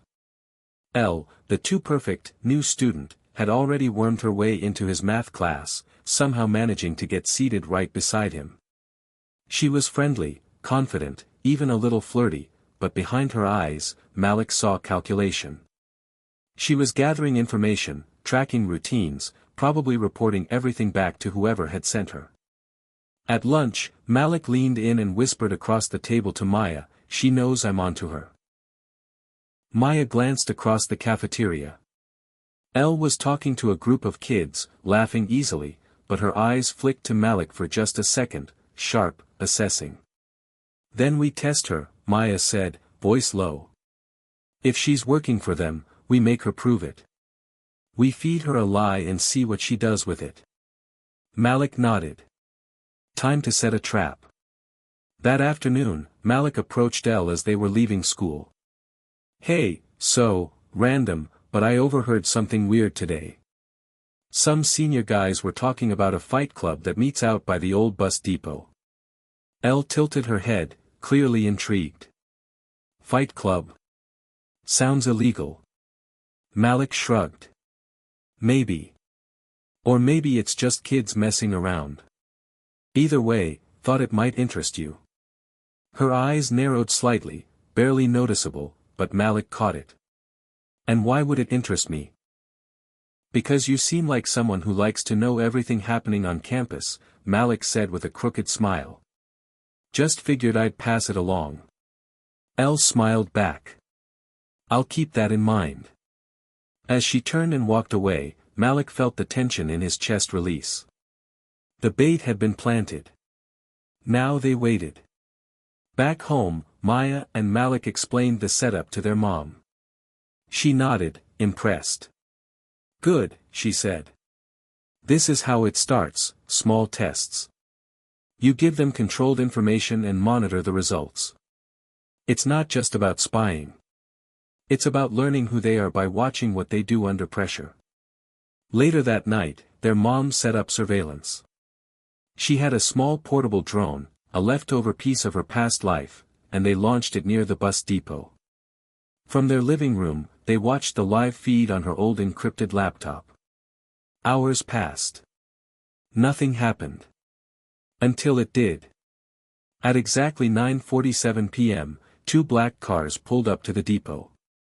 5 figures stepped out. 4 adults, dressed in dark tactical gear. And 1 teenage girl. Elle. "No way," Malik muttered. One of the men motioned her forward. She handed him something. A piece of paper. A list. Maya leaned in. "Can you zoom in on that?" Their mom adjusted the camera. The angle wasn't perfect, but it was enough. The list had names. Maya. Malik. Jordan. A few other students they recognized.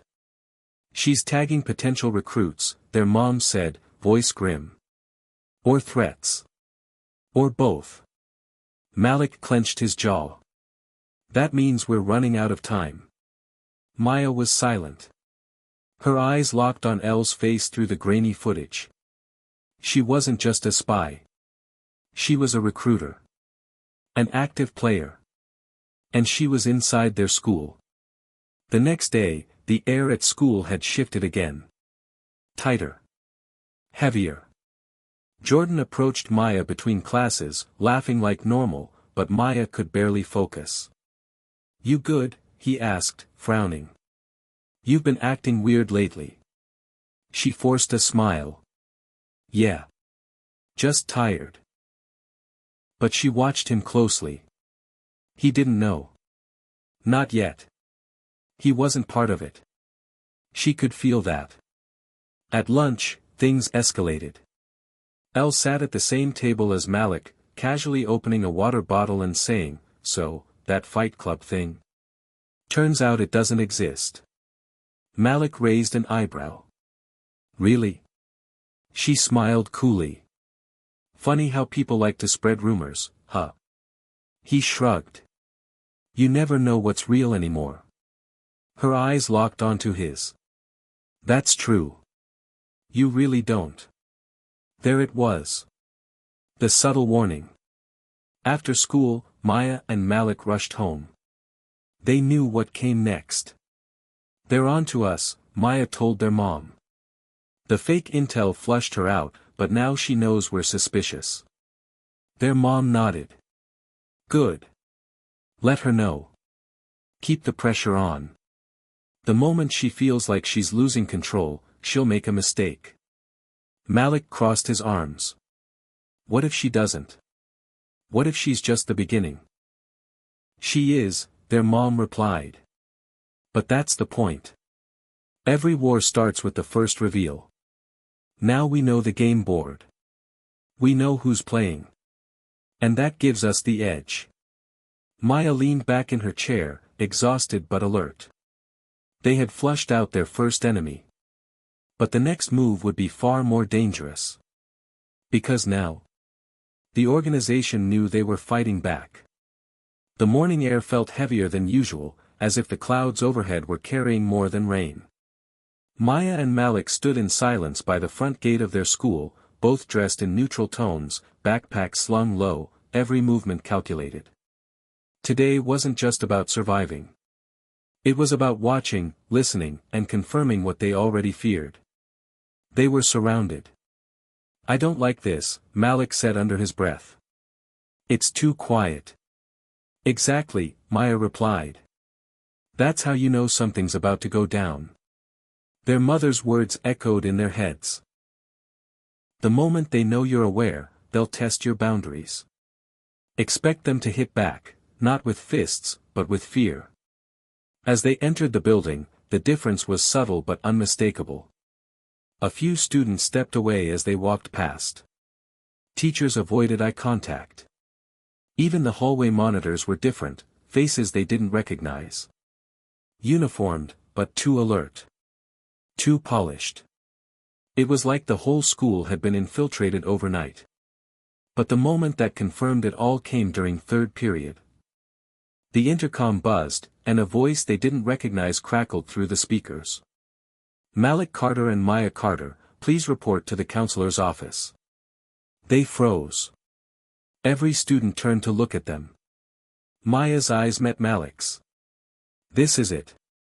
They walked slowly, deliberately, every step echoing down the empty hallway. The counselor's office was located at the far end of the school, conveniently secluded. When they arrived, the secretary smiled without warmth. "They're waiting inside," she said, not specifying who they were. Maya opened the door cautiously.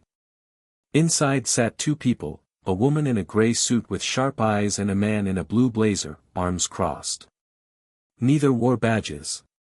Neither introduced themselves. "Please," the woman said, gesturing to the seats across from them. "We just want to talk." Malik didn't move. "We'll stand." The woman smiled tightly. "Suit yourself." There was a silence that hung in the room like a blade. "We've heard some concerning reports about your involvement in extracurricular activities, the man began, his voice casual but forceful. Violence. Underground fighting. Recruiting other students. Maya narrowed her eyes. That's a lie. Is it? The woman replied smoothly. Because the surveillance footage we've reviewed says otherwise. She placed a file on the table and opened it. Inside were photos, grainy, low-light images of Maya and Malik training in their backyard, sparring at the dojo, even talking to Jordan and Elle. They had eyes on them. For weeks, maybe months. We're here to offer you a choice, the woman continued. We represent an organization that believes in harnessing potential. You both have it. You've been trained well, by your mother, no less. But raw talent without guidance is dangerous. We can help you. Give you purpose. And if we say no? Malik asked, voice low. The man smiled. Then we assume you're already compromised. And take appropriate action. Maya's fists clenched. Is that a threat? It's a warning, the woman said. There are bigger forces at play than your high school drama. We're giving you a chance to be part of something bigger. Say yes, and you'll have protection.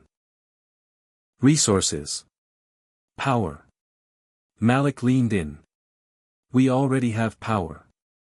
And we know exactly how to use it, Maya added. The woman's smile faded. You've made your choice. Without another word, she stood, collected the file, and walked out. The man followed silently. As soon as the door shut, Malik turned to Maya. We just triggered the next level. Maya nodded. Time to get serious. Back home that evening, they told their mom everything. They've officially made contact, Maya said. They tried to recruit us. Called it an organization, but they never gave a name. Just veiled threats and promises of power. Their mother's face darkened. They've moved fast. Too fast. They're under pressure. Why? Malik asked. They've been watching for months. Why push now? Because they're losing control, their mom replied. They thought you'd fold the moment they made contact. But you stood your ground. That's dangerous to them. Now they'll escalate. That night, training turned intense. Their mother introduced a new element, resistance drills. Blindfolded fighting. Sound-based coordination. Deprivation exercises to train them under stress. These people aren't just fighters, she explained. They're strategists. They'll isolate you, disorient you. If you lose focus for even a second, it's over. Maya and Malik pushed harder than ever before. Bruises formed. Muscles screamed. But they didn't stop. They couldn't. Because the war had just been declared. The next day at school, a strange calm settled in again, but now Maya and Malik saw through it. It wasn't peace. It was the calm before a trap. Elle approached them after lunch. Her smile was easy, but her eyes held fire. Heard you met with the suits, she said lightly. Maya folded her arms. You spying for them full-time now, or just part-time? Elle smirked. I gave you a chance. Now it's out of my hands. You chose the wrong side, Malik said quietly. No, Elle replied. I chose the side that wins. She turned and walked away, leaving her message clear. Lines had been drawn. Sides had been chosen. And the next attack wouldn't come with warnings. It would come in the dark, when they least expected it. It started with a power outage. The house went dark at exactly 11:03 p.m., no warning, no flicker, just sudden, suffocating blackness. Maya shot up from bed instantly. She didn't scream. She didn't panic. She listened. Malik was already out of his room, barefoot, holding the collapsible baton their mom had given him. Their mom had drilled it into them, when the lights go out, trust your ears first, then your feet. From the hallway, a faint metallic click echoed. The back door. Window breach, Maya whispered. No lights, Malik murmured. They want us blind. Their mom emerged from her room dressed in black, calm as a still lake but eyes like steel. It's a test, she said. They're sending in the first unit. We don't run. We don't hide. We respond. Maya and Malik nodded as one. Their mom tossed each of them a device the size of a coin. Thermal tabs. Stick behind your ears. You'll see heat signatures. Malik slapped his on first, then Maya. The darkness transformed instantly. Glowing outlines moved in the shadows. 3, no, 4 intruders. Silent, fast, and armed. They're avoiding cameras, Maya whispered. Tactical. Professional. Good, their mom said. That means they bleed like anyone else. She handed Maya a short baton. Malik already had his. Non-lethal unless necessary, she added. But if they try to take you, disable them. Fast. The first attacker came in through the kitchen, sliding like a shadow. Maya ducked low, sweeping his legs as he entered. He grunted, went down hard. She pressed the baton against his shoulder and hit the stun button. He convulsed. One down, she hissed. From the living room, Malik took on 2 at once. They moved like wolves, circling, testing. Malik let them come. The first lunged, Malik spun, slammed his baton into the man's ribs, then kicked the second square in the chest. They were trained, yes, but Malik was a black belt with fire in his blood. He took both down in under 20 seconds. The last attacker went for their mother. Big mistake. He tried to flank her from behind, but she anticipated it, grabbed his wrist mid-swing and twisted. The snap was loud. His scream was muffled by her foot slamming into his throat. He crumpled. The house went silent again. Then, sirens. Their mother darted to the breaker box and flipped a hidden switch. Backup power surged. Cameras reactivated. Alarms screamed to life. Cops'll be here in 4 minutes, she said. They'll cover the cleanup, but these guys weren't supposed to fail. This was meant to rattle us. They underestimated us, Maya said, panting. Malik nodded. Again. But their mom wasn't smiling. No, she said. This wasn't the real assault. It was a scan. They were mapping our response time. Recording how we fight, how we defend. The next wave won't come to test us. It'll come to take us, Maya finished. After the police took the intruders into custody, none of whom had ID or official records, they were given a warning by one of the responding officers. A quiet man who walked up to their mom, tipped his hat, and said. They know now. They'll be faster next time. That was all. No report. No paperwork. The message was clear, the system was compromised. Back inside, Maya sat cross-legged on the floor, replaying the fight in her head.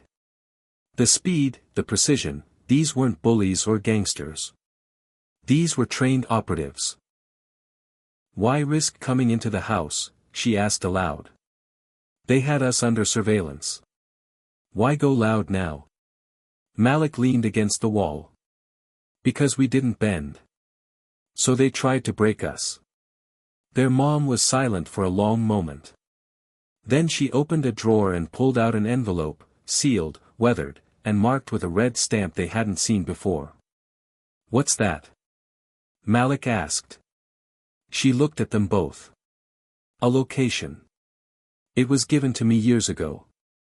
A fallback point. A place where we regroup if everything goes dark. Maya's brow furrowed. You mean we're leaving? No, she said firmly. But we're preparing for when we must. You'll start learning field codes tomorrow. Emergency travel procedures. Counter-surveillance tactics. Are we going on the run? Malik asked. She met his eyes. Not yet. But from this point on, you don't just live. You operate. The next day at school, everything looked normal. That's what made it more terrifying. The same halls. The same teachers.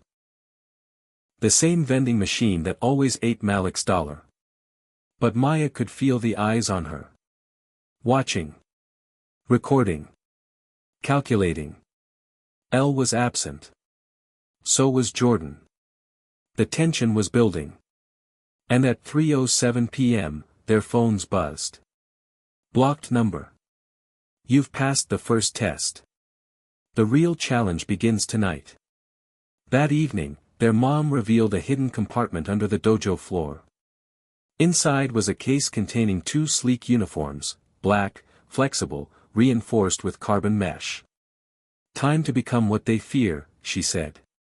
And as Maya and Malik suited up, they knew. This wasn't a defense mission anymore. This was war. The night air was colder than usual, as if the city itself had sensed what was coming. Maya stood on the rooftop of the old community center, dressed head to toe in the black combat suit her mother had kept hidden for years. It felt weightless, but the reinforced fabric could stop a blade. She moved like a shadow, her presence silent but powerful. Beside her, Malik adjusted the strap of his tactical pack. He looked over at his sister. You ready? Maya didn't blink. Born ready. Below them, the streets were empty, on the surface. But down in the bowels of the city, something was happening. Their mother had intercepted a coded transmission earlier that day. A meeting. A transfer. Something big. And it was going down tonight. This isn't just recon, their mother had told them as she handed over blueprints of the abandoned subway station where the transmission had originated. This is your first field op controlled. Monitored. But real. Real danger? Malik had asked. She didn't answer. Now, Maya and Malik were crouched by the roof's edge, scanning the dark alley behind the station entrance. The place had been shut down for a decade, but tonight, faint lights flickered behind boarded-up windows, and voices carried on the wind. Men in dark coats entered through a rusted service door. They're early, Malik whispered. 5, no, 6 of them. Armed. Maya tapped her earpiece. Eyes on 6 targets. Movement on the north entrance. Confirm. Their mother's voice came through clear. Confirmed. Thermals picking up 3 more deeper in the tunnel. Be cautious, they're not foot soldiers. These are handlers. Maya's pulse quickened. Handlers. The people who didn't fight, but controlled those who did. The real architects. They moved quickly. Through the rooftop hatch, down the fire escape, into the shadows of the alley. Malik scanned the perimeter as Maya knelt by the door and pulled out a slim toolkit. It took her 12 seconds to bypass the lock. The door creaked open. They slipped inside. The smell hit them first, metallic, oily, like gunpowder and fear. Inside, crates lined the walls. Wooden, unmarked, sealed with military-grade clasps. Maya popped one open just enough to peek. Weapons.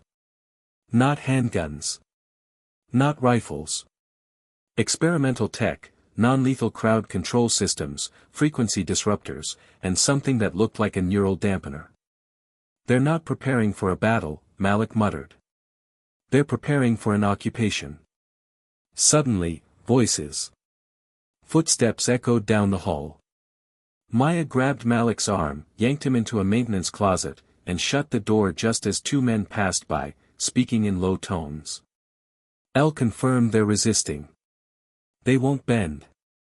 Orders are to increase pressure. Then why not just neutralize them? Because someone up top wants to flip them. Especially the girl. Says she's got leadership material. Maya's blood went cold. They were talking about her. She squeezed her fists, forcing herself to breathe. Not fear. Not rage. Focus. As the men disappeared down the hall, Maya and Malik moved again, now deeper into the station. The tunnels opened up into an old terminal space, once full of commuters. Now, it was a staging area. In the middle stood a tall man in a tailored coat, facing a row of monitors powered by a portable generator. Security feeds played in real time, footage from their school, the dojo, their neighborhood. He was tracking every part of their lives. Who is he? Malik whispered. Maya focused her lens on his face, snapped a silent photo, and uploaded it to their mother. Seconds later, her voice crackled back, name's Ivan Callan. Former military intelligence. Now a top-tier contractor. He's the one pulling L's strings. Then he's the one we need to shut down, Malik growled. No, their mom said. Not yet. We need proof. Evidence. Pull everything you can from that hard drive. Maya nodded, already moving. She crept along the shadows, avoiding the security patrols. Malik provided overwatch from a broken pillar. She reached the terminal and plugged in a slim drive. 10 seconds. 20. She was almost there. Then a voice. Who are you? She turned. L. Standing 10 feet away. No mask. No tricks. Just a cold, amused smile. I knew you'd come, L said. I told them you wouldn't stay passive for long. Maya didn't move. Then why haven't you called for backup? Because I wanted to see, L said. I wanted to see if you were really as good as they think you are. And now I know. Behind Maya, the transfer bar hit 100%. She yanked the drive out. L's smile faded. You just made a huge mistake, she hissed. No, Maya said. You did. Malik stepped out from the shadows, baton raised. L's eyes widened. Wait. But it was too late. Maya and Malik moved in sync. Maya ducked under L's strike while Malik swept her legs. In 5 seconds, L was on the ground, pinned. We're not your recruits, Maya said. We're your reckoning. They didn't stay to fight the reinforcements. Smoke bomb. Flash out. Exit route mapped through the eastern tunnel. They were ghosts.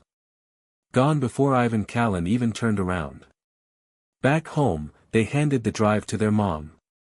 She plugged it in, and data poured across her screen, documents, blueprints, names, plans.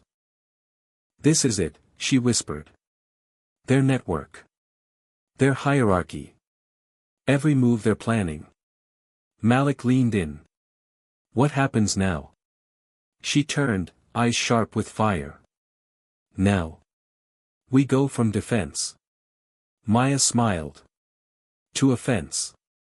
Morning came, but it didn't feel like morning. There was no relief in the light, no comfort in routine. Maya and Malik sat quietly in the back of their mom's old SUV as she drove them toward a nondescript industrial building on the edge of town. From the outside, it looked abandoned, just another forgotten warehouse among dozens. But inside? It was war headquarters now. The stolen data from Ivan Callan's drive had changed everything. Names. Funding sources. Surveillance logs. Recruitment rosters. The organization wasn't just watching, it was embedded in their world. Deep. It's worse than I thought, their mom had said the night before. They've infiltrated the school board, local police, even city contractors. This isn't a fringe group. This is a coordinated, well-funded machine. Now they were heading to meet her old contact, someone who had been off the grid for years but still owed her a favor. His name was Ray. They arrived just before 7 a.m. Their mom killed the engine and turned to them. Whatever happens in there, let me speak first. Ray doesn't trust easily. Malik grinned. Then he'll love us. Their mom didn't smile. This isn't a joke. You're walking into a room with someone who's burned off his fingerprints and once disarmed a bomb with a nail file. Maya raised her eyebrows. Sounds like family.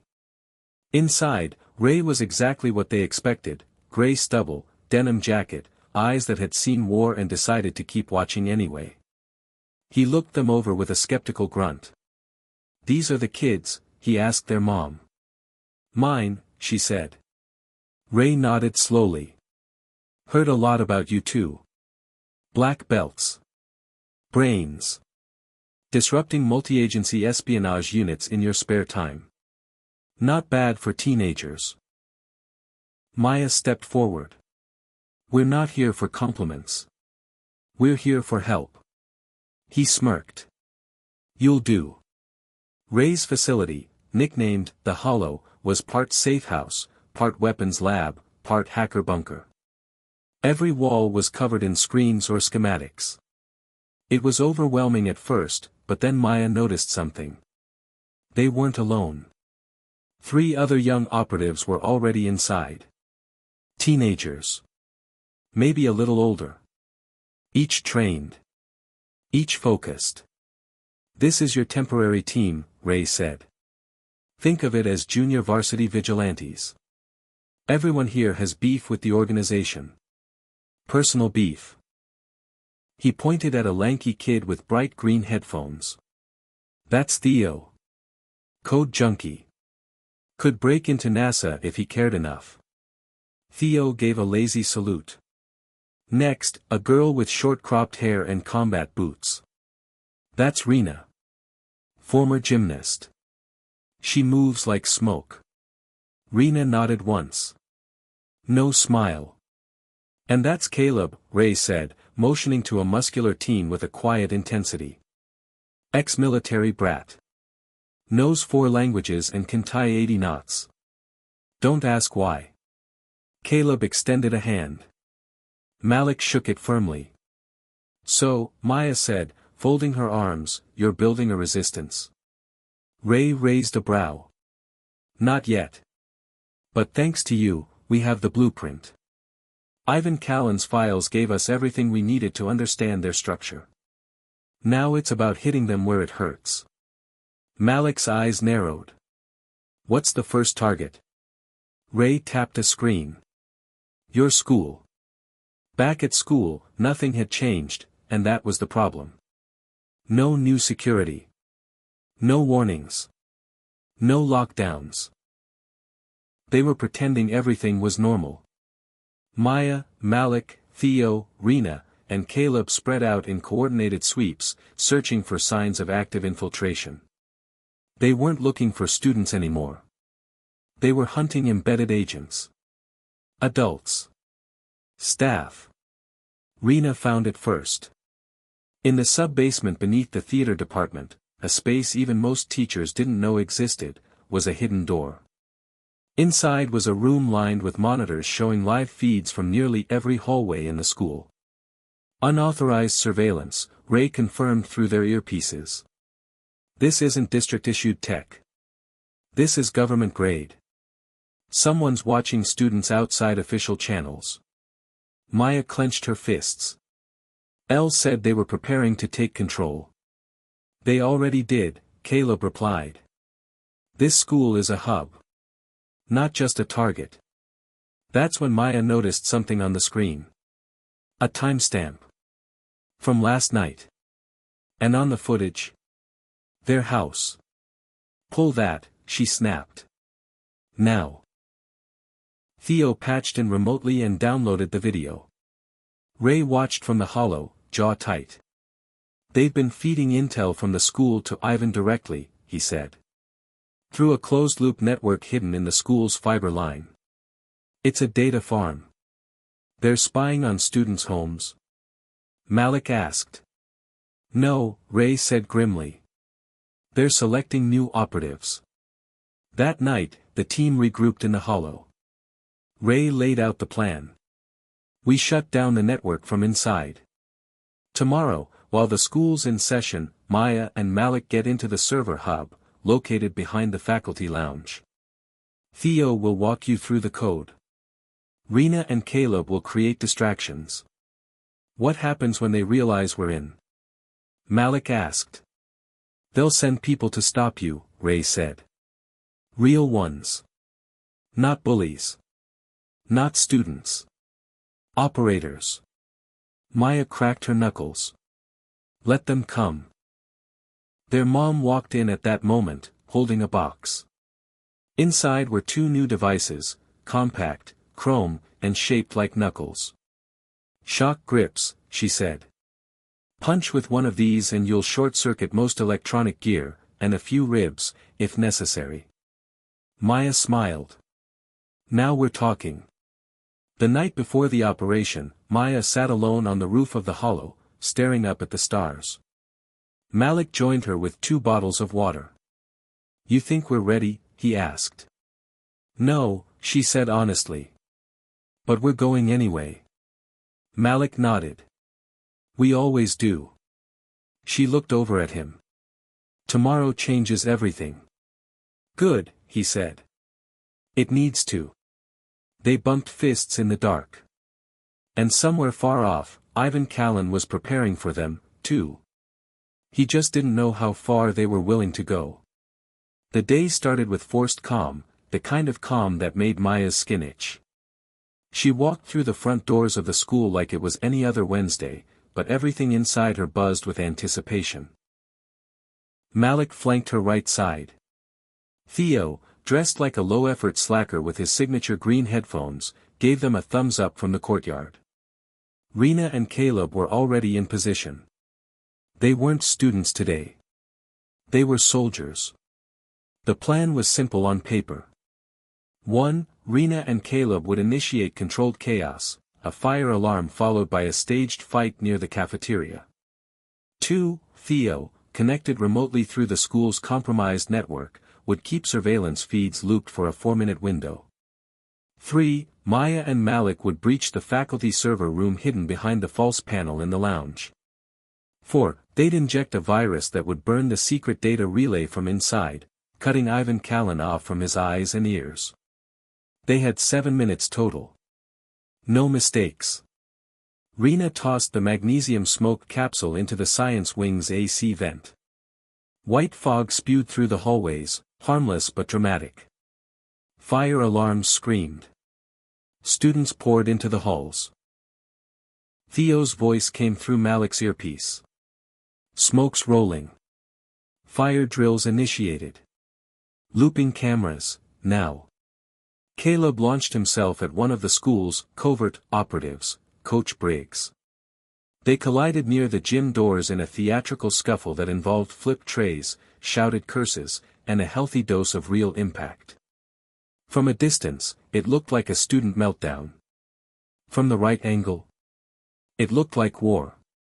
Maya pushed through the teacher's lounge like she'd forgotten a paper. Malik followed behind, faking a call to his dad. No one noticed when Maya slipped behind the soda machine and popped the hidden latch. Inside, the walls were lined with servers, humming like angry bees. At the back of the room sat the core console, an unassuming black box wired into every network node in the school. This is it, Maya whispered. Theo, you're live.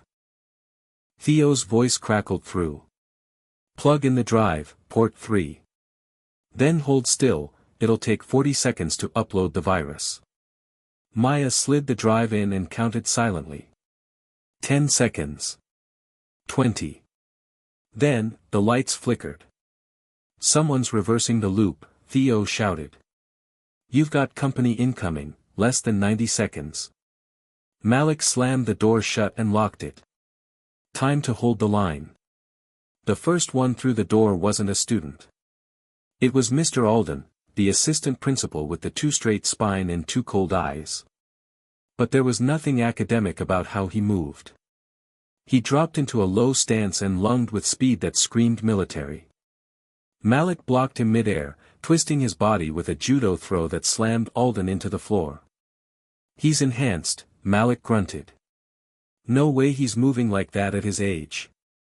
Maya didn't look back. 15 seconds.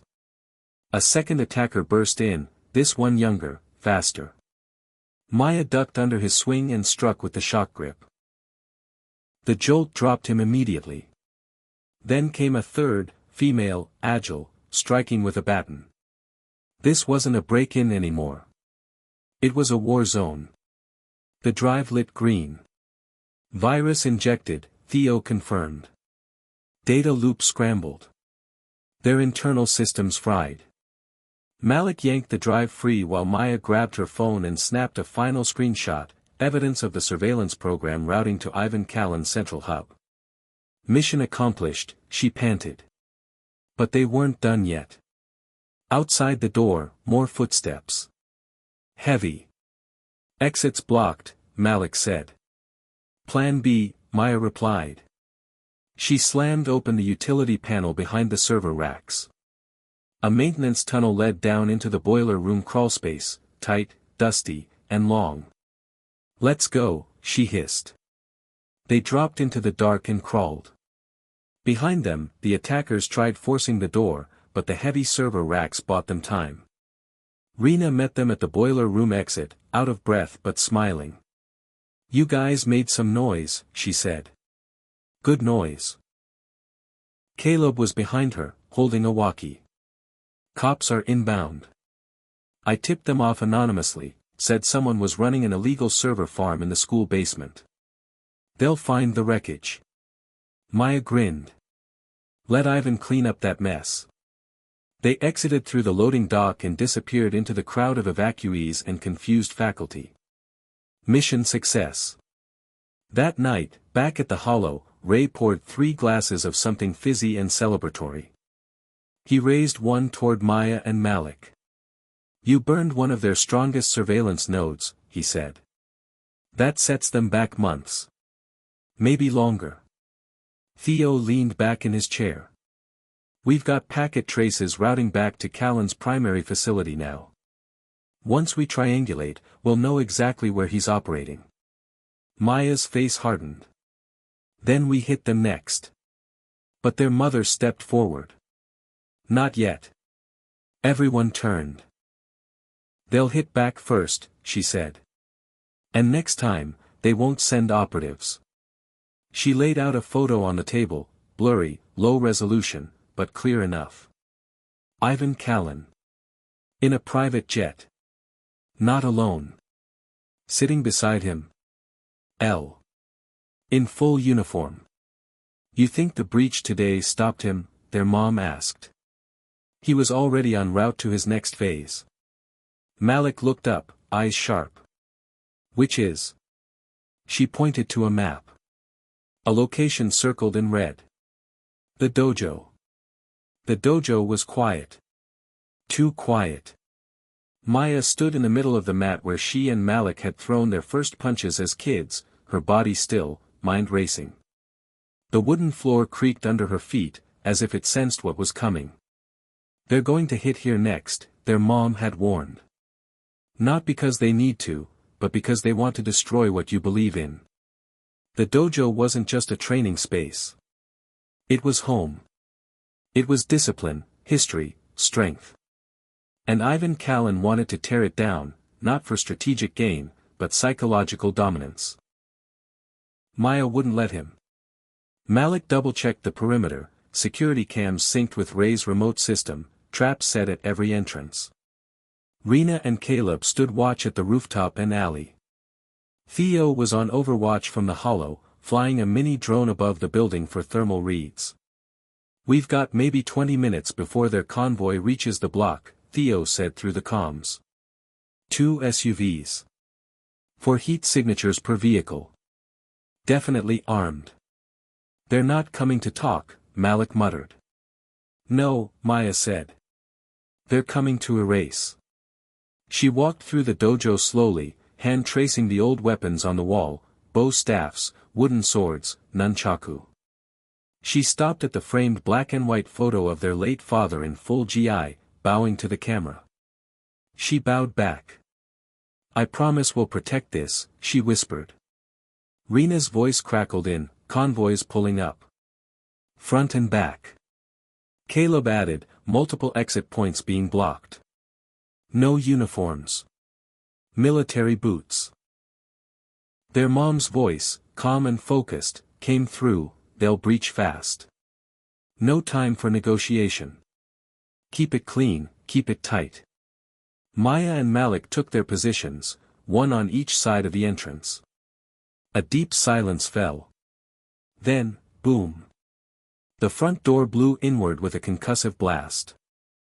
Smoke filled the entrance as armed figures in matte black gear stormed in.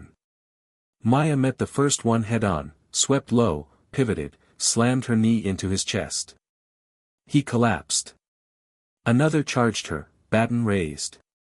She blocked, twisted his arm, and used his momentum to toss him across the room. Malik took on two at once, ducking and weaving, his body moving like water. A stun baton grazed his arm, but he shrugged it off, countered with a knee to the attacker's stomach, then dropped him with a sharp elbow to the temple. More came. But they weren't winning. They were stalling. Why aren't they pushing harder? Maya yelled as she ducked behind a column. "They're setting up something," Theo's voice crackled. "Wait, thermal shows a larger heat source coming from the back vehicle." Then he paused. The back door opened slowly this time. And Elle walked in, alone. No weapons in her hands. Just that same cold, calculated smile.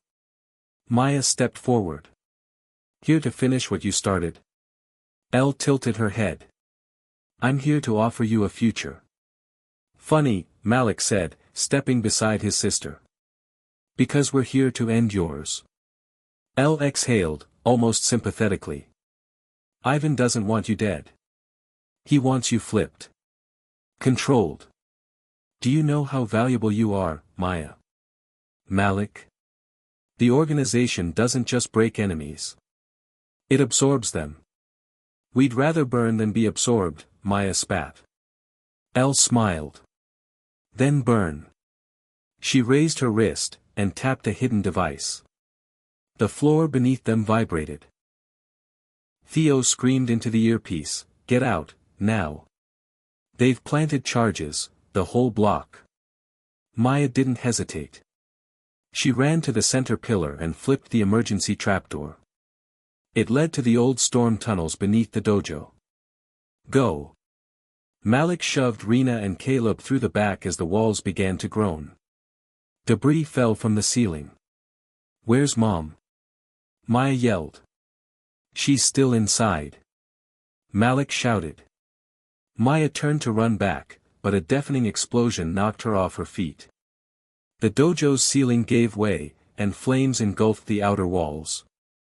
Theo screamed through the comms, "Maya. Malik? Are you? We're here."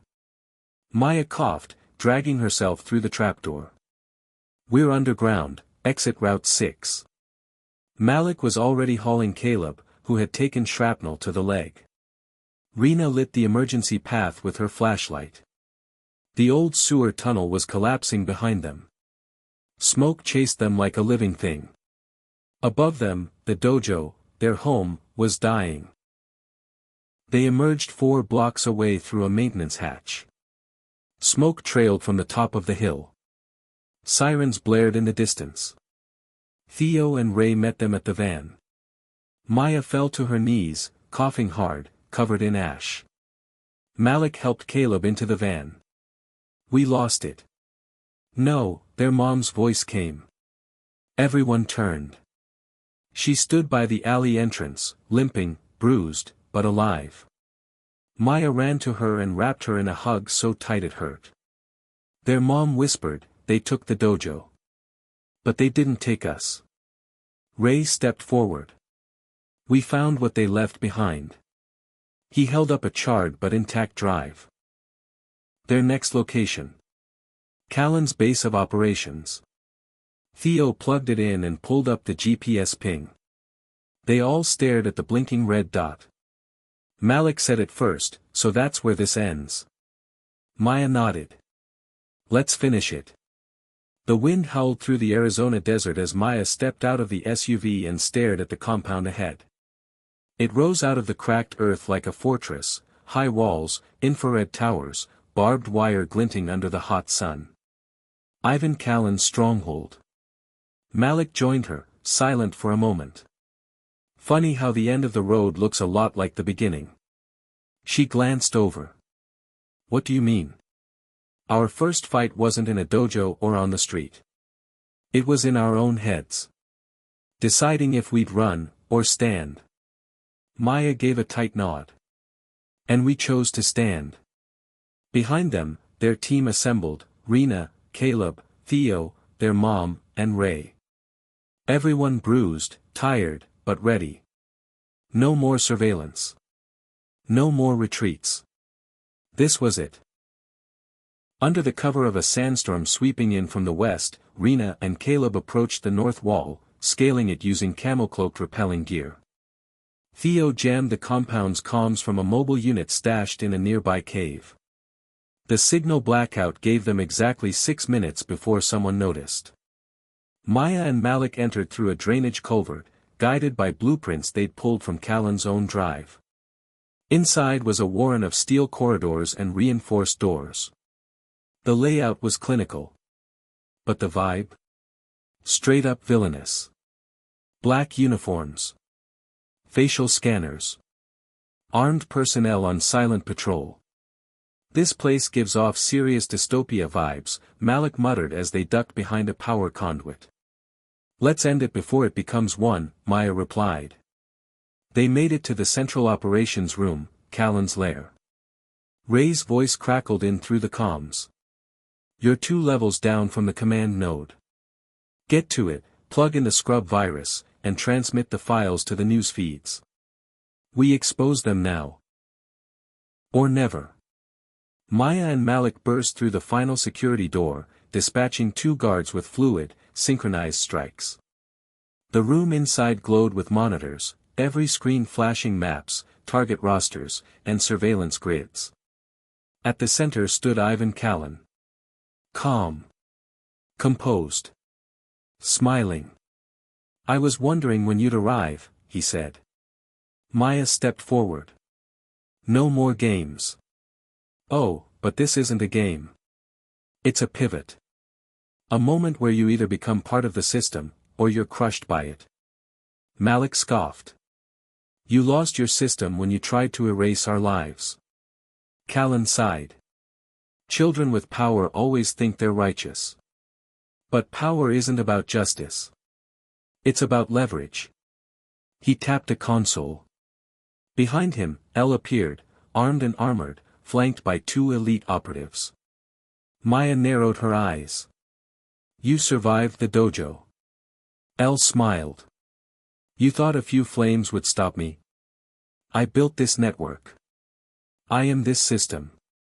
Then it ends with you, Malik said. The room exploded into action. Malik lunged at Callan's guards while Maya rushed Elle. Punches flew. Feet slammed. The air cracked with the hum of stun batons and shock grips. Elle was fast, but Maya was faster now. Stronger. Sharper. Every strike between them was personal. You don't get to control people anymore, Maya growled, locking Elle's arm and flipping her onto the floor. We're not your weapons. Elle swung a kick from the ground, but Maya blocked it and dropped a shock punch to her chest, sending her crumpling into unconsciousness. Across the room, Malik grappled Callan himself. For all his planning, Callan was no fighter. You don't have to win, Callan hissed. Just disappear. Wrong, Malik said. We have to be seen. He slammed Callan into the console, just as Maya plugged in the drive. The scrub virus initiated. Theo's voice boomed through the comms, data broadcasting. News feeds lit. All major outlets receiving live footage. You did it. The compound was in chaos as sirens wailed. Outside, helicopters were approaching, not Callan's. These were federal. Military. The whole place was getting raided. Rena and Caleb reunited with the group as Ray burst into the room with their mom, both armed. "We have 3 minutes before this place is swarming," their mom said. "We leave now or we get arrested with them." Maya looked down at Elle and Callan, both stunned, both powerless now. "No deals," she said. "No mercy." She turned, Malik at her side, and they vanished into the smoke. News headlines exploded across the country. Illegal surveillance network uncovered in Arizona desert. Military-linked private contractor arrested in conspiracy probe. Whistleblowers expose covert recruitment of teens for domestic control program. Ivan Callan's name was everywhere. Els too. And Maya and Malik. Anonymous heroes. Ray made sure of that. "They can't be targeted if they're invisible," he'd said. "But what they did, everyone will feel it." Back at the Hollow, the team stood on the rooftop, watching the sun rise. "It's quiet," Malik said. "Too quiet." Maya smirked. "No," he replied. "Finally quiet." Maya and Malik returned to school a week later, without the fanfare. Just two teens walking through halls where bullies once ruled. Now. There was no fear. Not because the danger was gone. But because they had changed. They were no longer the targets. They were the standard. As they passed the rebuilt dojo, construction already underway, they paused. A new sign was being mounted. The Ashford Center for Rising Champions. Their father's name. Their family legacy. From the ashes, Maya whispered, "We rise." Malik bumped her shoulder.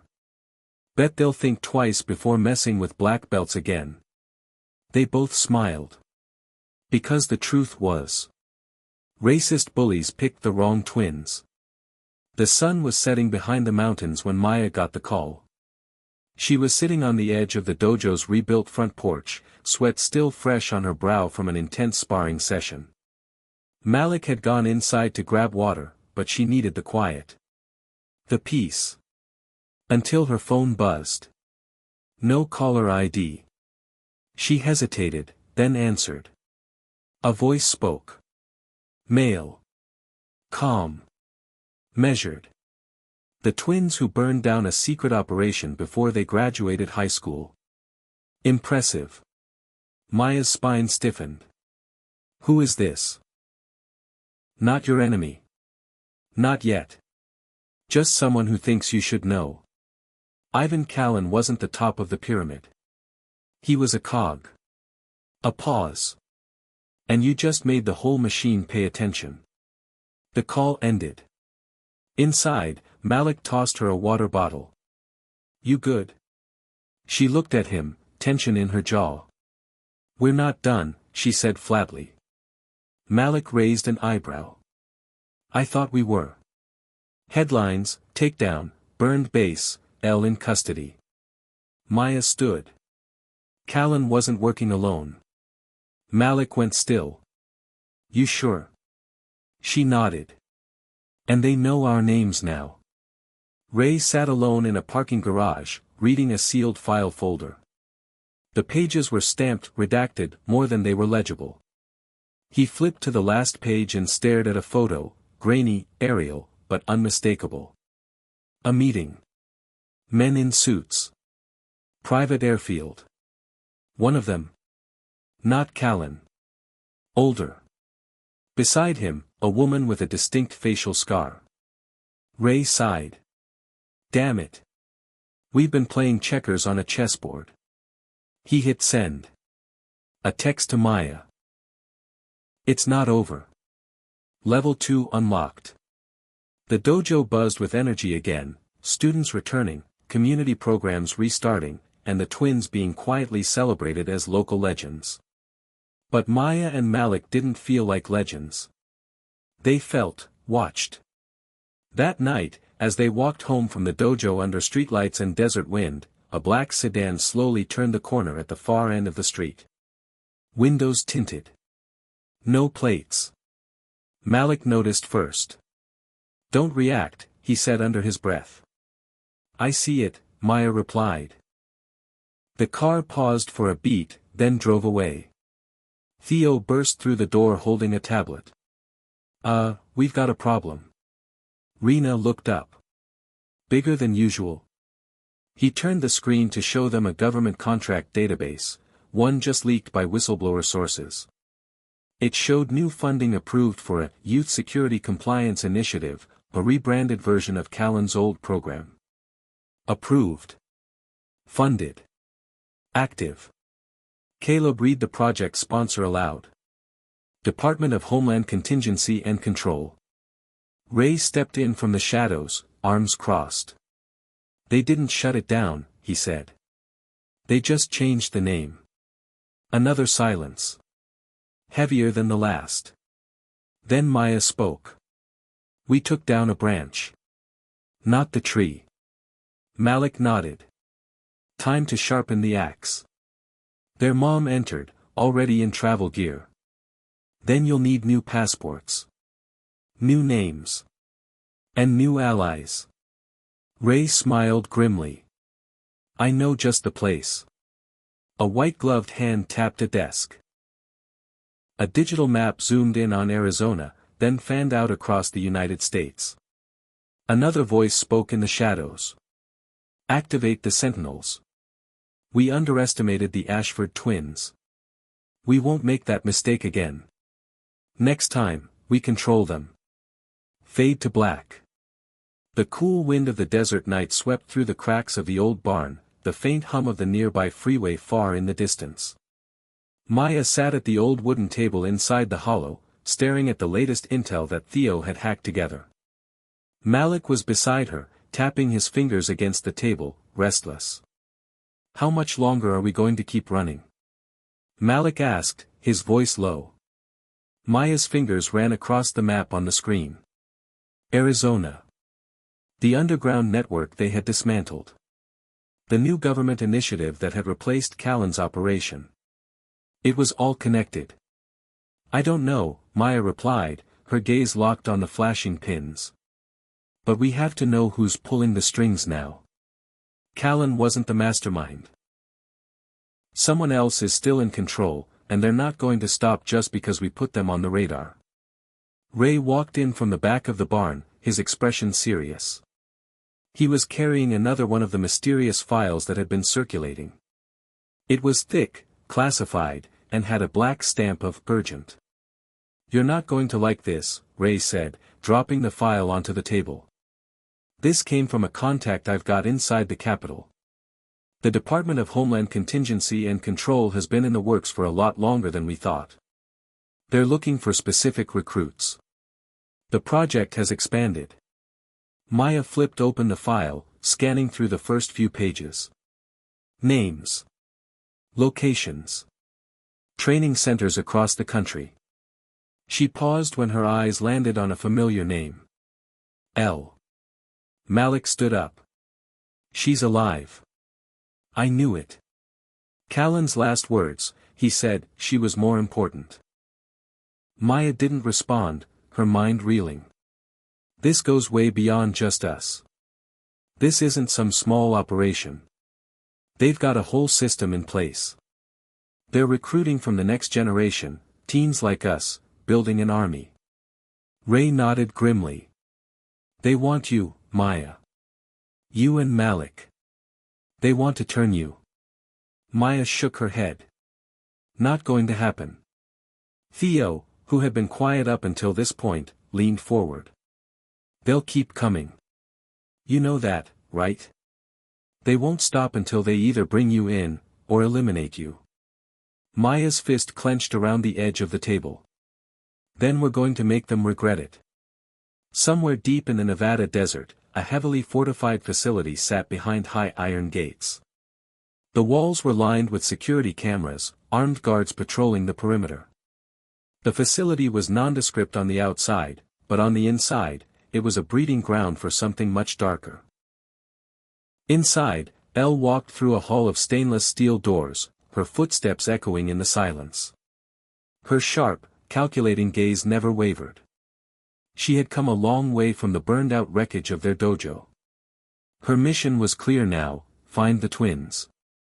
Bring them in, no matter the cost. Behind her, a tall man in a crisp suit approached.